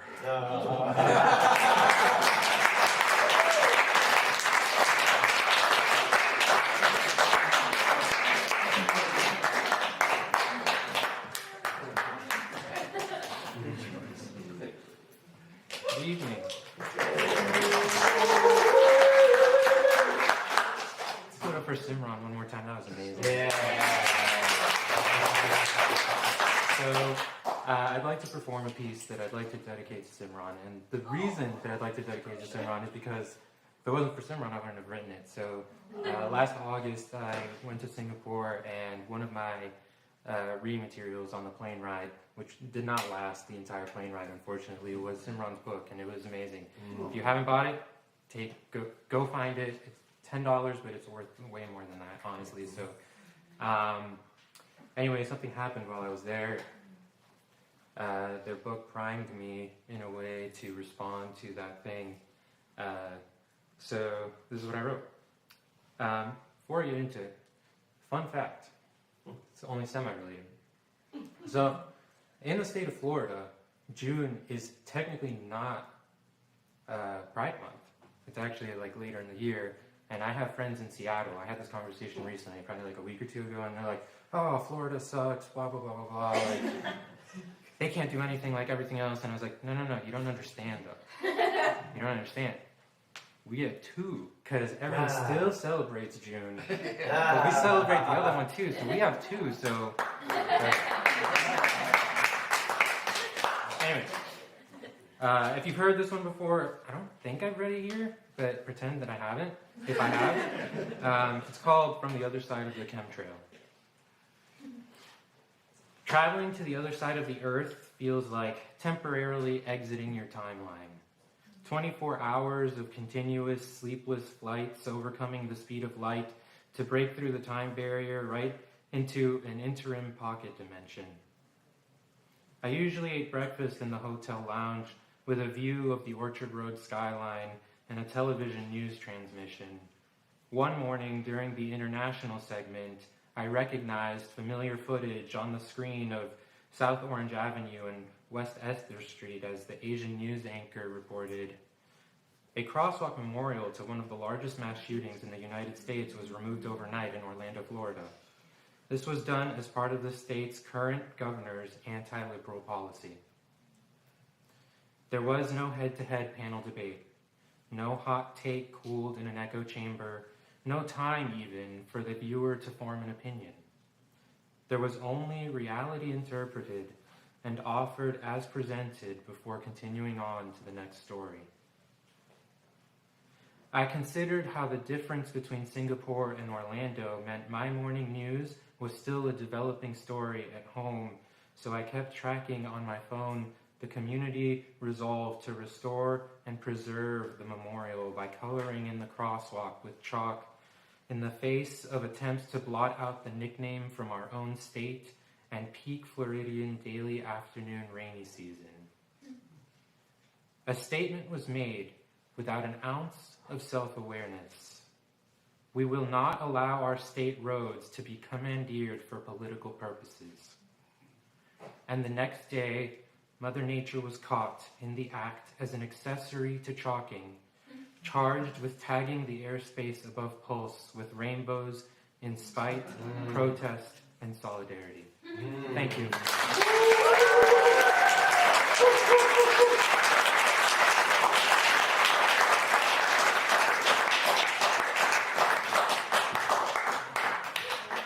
I'm Alan. This is my first time here as well.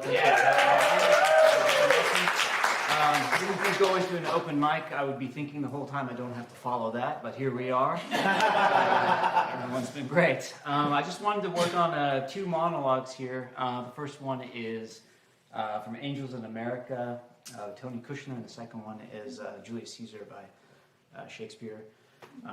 Still a work in progress, but we'll just try it out. I had a book of Bible stories when I was a kid. There was a picture I'd look at maybe 20 times every day. Jacob wrestles with the angel.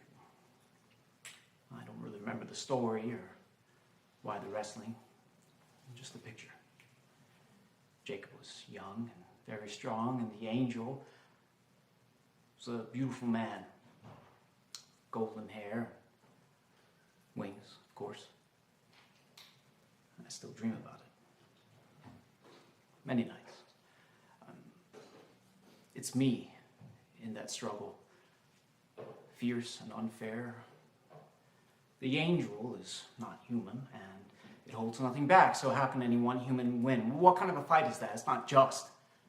Losing means your soul thrown down into the dust, your heart torn out from God's, but you can't not lose. Are you really going to have a baby?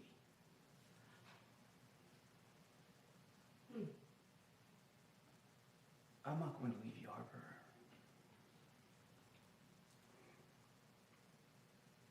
How could I?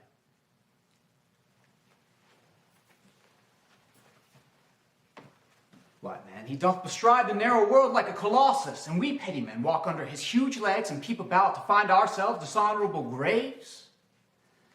Men at some time are masters of their fates. The fault, dear Brutus, is not in our stars, but in ourselves, that we are underlings. Brutus and Caesar. What should be in that Caesar? Why should that name be sounded more than yours? Write them together. Yours is as fair a name. Sound them. It doth become the mouth as well. Weigh them. It is as heavy. Conjure with them. Brutus will start a spirit as soon as Caesar.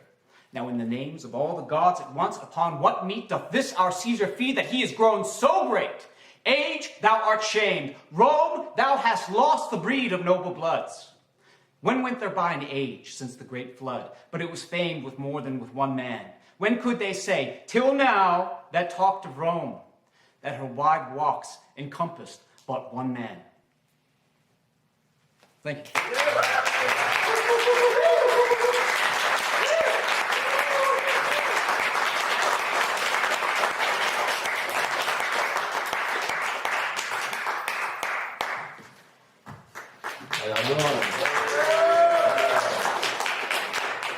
My name is Darius. I'm 1/3 of a rap group called Hood Luck. I'm usually surrounded by my brothers here, when I'm rapping, but, tonight it's just me dolo, so we're gonna do this one for them. It's called Be What It Need, and it go like this. First the rock gonna break up. Now every day I wake up, I gotta take a second to breathe. They spoke of families, dynasties. I recognize the irony. Nobody really say what they mean. Working hard to forget what I seen. I hope to get it. God's plan of life, not ours, and I could bet it. I'm still playing the game of life and truly hitting zero. I miss the days when I ain't have to be my hero. Batman pajamas was the Batman for drama. Just a billionaire scared for the lack of the dollar. It's no honor, it's all burning. Leap off the ledge, but the Benjis held me down. The price of joy shot up, so we gotta paint our smiles.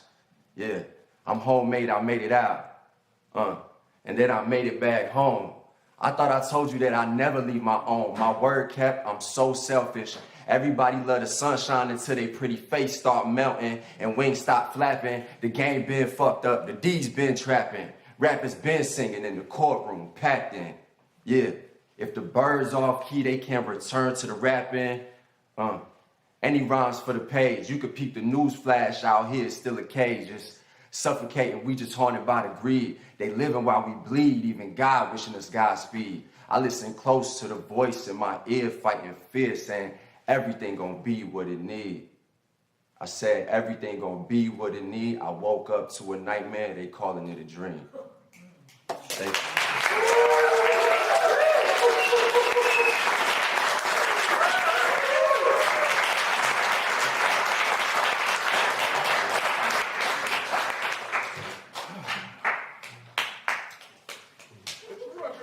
Couple of things to start.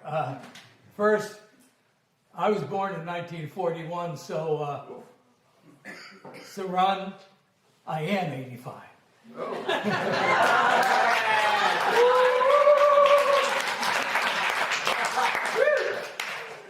And because I want people to know that I was here, I'm going to read my poem, but the focus of my life is that I focus on the present moment. So what I want you to do is get in the present moment. And to do that, I've got to put on my original jacket here. I can't wear this thing. This people say, oh, your name's Roger. No, that's the rabbit.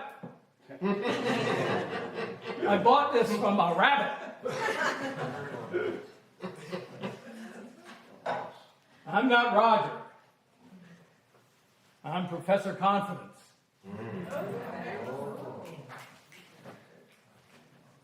Starting in 1976, I went to over 2,000 elementary and middle schools all over the world. 46 states, 12 countries. And I taught over 1 million kids how to juggle. And I had a great time. And if you do that, when you're 85, you'll be like me.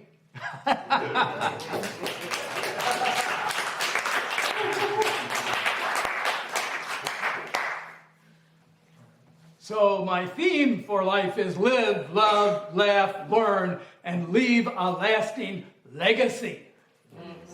So this is part of my legacy. It's going to be different. It's going to require audience participation. But the audience participation is pretty easy. This poem is best heard rather than read. Close your eyes, take a breath, and listen to me. Just run through the alphabet in your own head 7 times, all the way from A down to Z. Always breathe consciously. Develop enthusiasm. Forever grow harmonious in joy. Keep loving Mother Nature. open people's questing, restless spirits, tackle unusual voluntary work, explore your zanius. Number 2, the alphabet. And by constantly dreaming, encourage freedom, gently healing injustice. Kiss, love, move, nurture, originate poetry, quickly resolve situations that upset vital worldwide existence. Yowie! Zowie! Number 3. Artistry breeds curiosity, deepens empathy, forgives gracefully, hates insensitivity, jokes, kids, laughs, makes noise, openly practices quite risky, sometimes terribly unusual ventures while exuding youthful zip. Number 4, activists behave controversially, defending everyone's freedom, get heaved into jail, kick lewd marching Nazis off power quests, resist sophistry, tyranny, uniformity, vicious, worthless exercises yielding 0. Numbers 5 and 6. Actors, being careless, doubtlessly engender frolicsome, giddy Hamlets, Iagos, Juliets, King Lears, mad noblemen, or perfidious queens, respectful Shakespearean tragedians,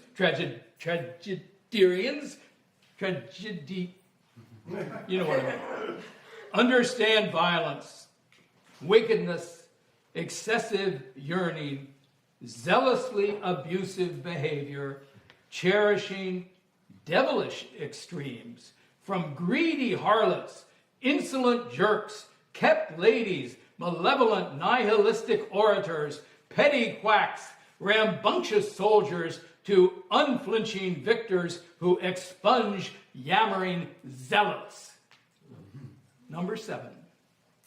Also, basically, children don't ever find good, helpful, intelligent, judicious, kidding, laughing, mischievous, nutsy older people quibbling respectfully, staying together until vitality wanes. Exit, you zombies.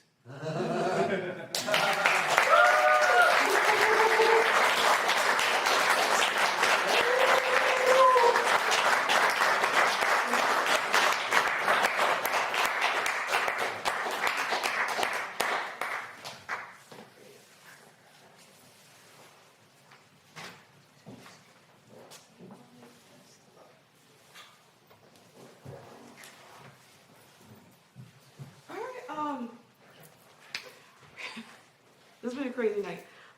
We have 2 more folks. I just want to remind folks that we'll take our photo with all the performers, all the co-performers, before the end of the night. And I'm just crazy overwhelmed by everybody, by all of this tonight. You guys are amazing, and I love you. So Cedric, I see you right there in that same seat. So Cedric, and then Peter, over here.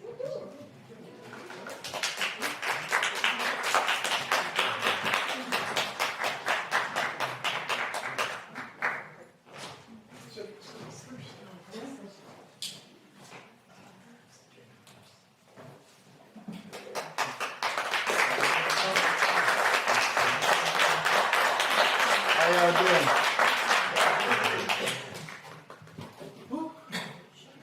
I didn't think I'd make it. I want to say Happy Father's Day to all the fathers. To all the beautiful single mothers that sometimes have to be mom and dad. I appreciate you. Let's see, it's June, so I wanted to do something that's very important to me, a Juneteenth poem. So I wrote this. Pull it up. Okay. I came up with a hypothetical situation where I interviewed one of my ancestors that lived through Juneteenth, and this is what he told me. I called this poem Him. He says, "Hi, I'm him. I'm so happy I could shout. After years of turmoil and constantly being left out, today I'm free. And I want to tell you what Juneteenth was really all about. In Texas, I fought to survive. And I praise God for June 19th, 1865. Today I got it. Here we go. I'm just read it. The day things started to get better for me. And for the first time, I felt alive. I got the news I couldn't move, my feet weren't parked. I thought that day true freedom was marked. Not knowing there'll be reconstruction, the fact of slavery and sharecropping, Jim Crow and some more shit.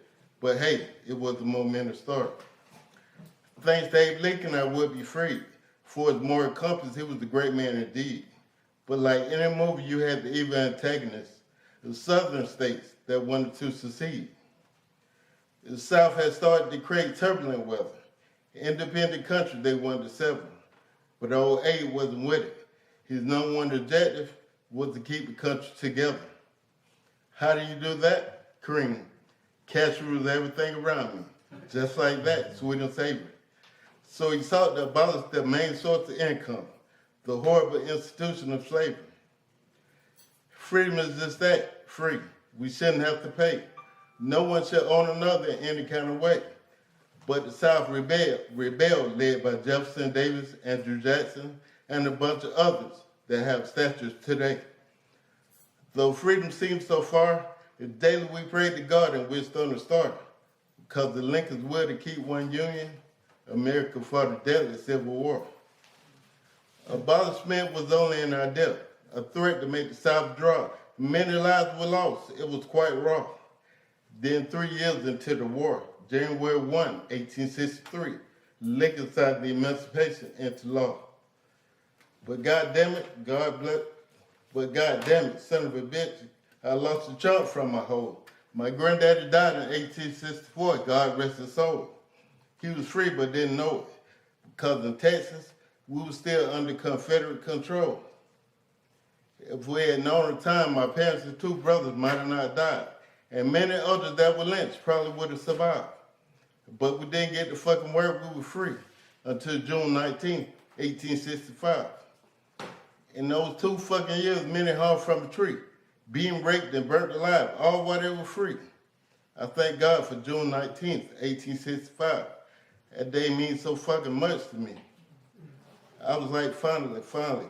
And into this heartless crime, we were treated like shit, Lord and slime. I used to cry to God. I ain't gonna lie, I cussed him out. But they say he always comes on time. And I guess he was on time for me, but not for my parents and brothers that hung from a tree. Then one day the Union soldiers came and read the 13th Amendment. In my head, I said, you fucking lying to me. So you mean to tell me we endured daily fears, shed endless tears for 2 whole fucking years? Then I thought about my parents and brothers, and I couldn't fight the tears. It was so nostalgic. I just cried and cried. I went to Mom's grave and there I lied. I kissed her and laid there all night. It hurt like hell, because June 15th, 1865, she died.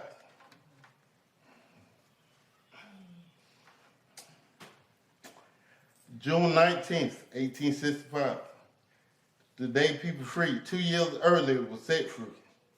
I called this man him, but let's call him Cedric, because he very well could have been me. June 19th, 1865. God bless the day. Thank you.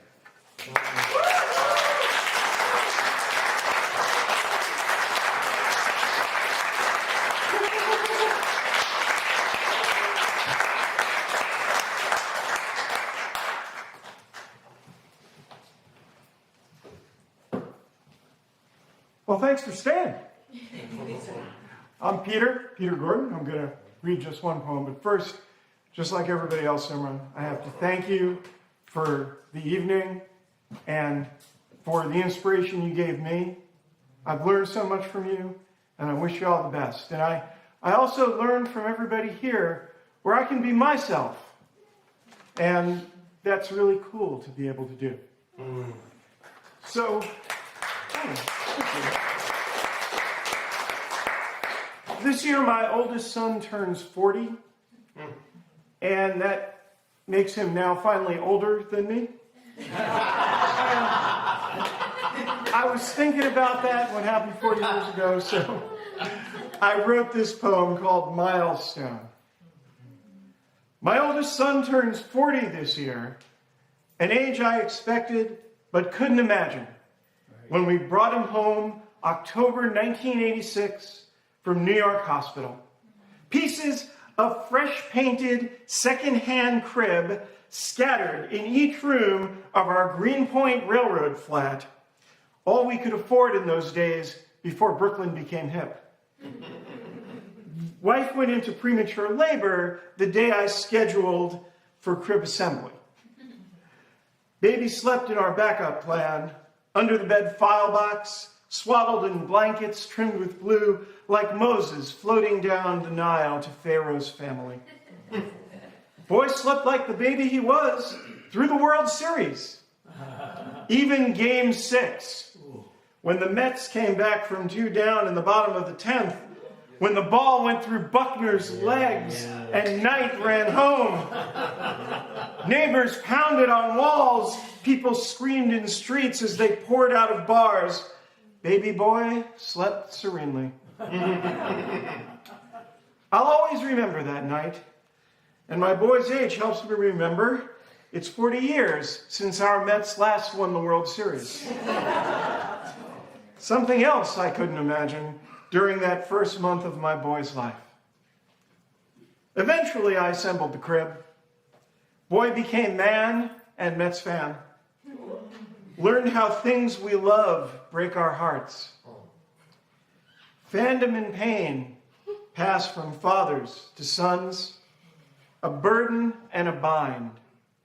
But no matter how awkward our silence is, we can always talk baseball. Thank you, everybody.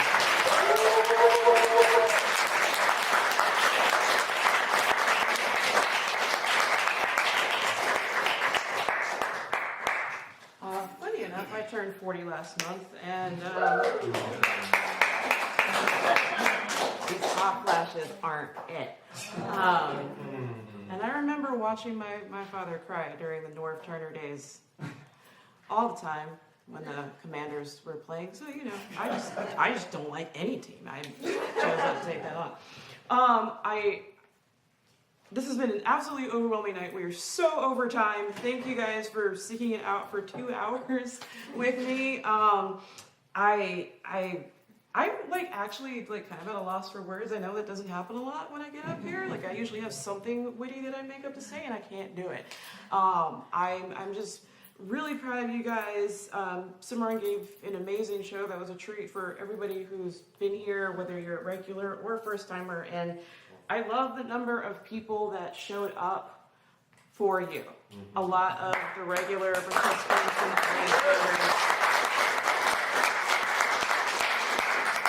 that said, gotta show up for Simran before they leave. Like that had to happen. So I love that we have built this community, this family together, and I know that you're going to do amazing things, and I'm going to see you in Maryland. So closing it off with a fantastic way to close out the season for Timucua. We will see you guys at the end of July, not me personally, but we will open back up in the end of July while everybody's on a break. Please drop your tumblers off at the front, at the bar, and let's get all the performers up here, performers, co-performers. We'll do our usual photo, and we will see you guys at the next Authentic Selves in August.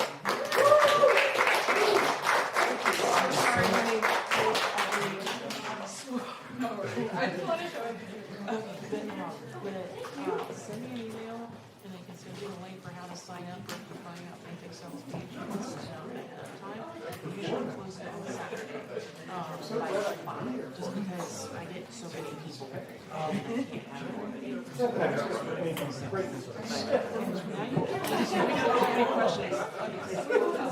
That's a lot. I'm sorry.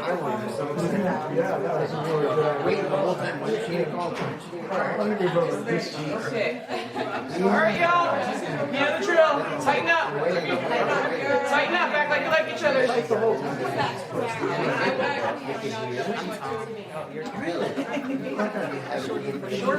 Shorter folks in the back. Oliver. Duck. Hold on, just 1 second. All right. Who else needs to get in the front and kneel? Can we see everybody? All right. And Simran. Where's Simran? Oh, there we go. Simran. Stop. Is everybody up on the stage? I think so. Okay, what? Okay, Lisa's getting photos in the back too. When they're done, I'm gonna get you guys. Okay. Where are we looking? Oh, look, she's Give me the focus point. the big one. The one that counts. One, two, three. One more. 1, 2, 3. Awesome, you guys. Awesome. Yay. Thank you. How do we do this stuff? Good night. Thank you. Oh God, 85. Somebody help me here. Thank you.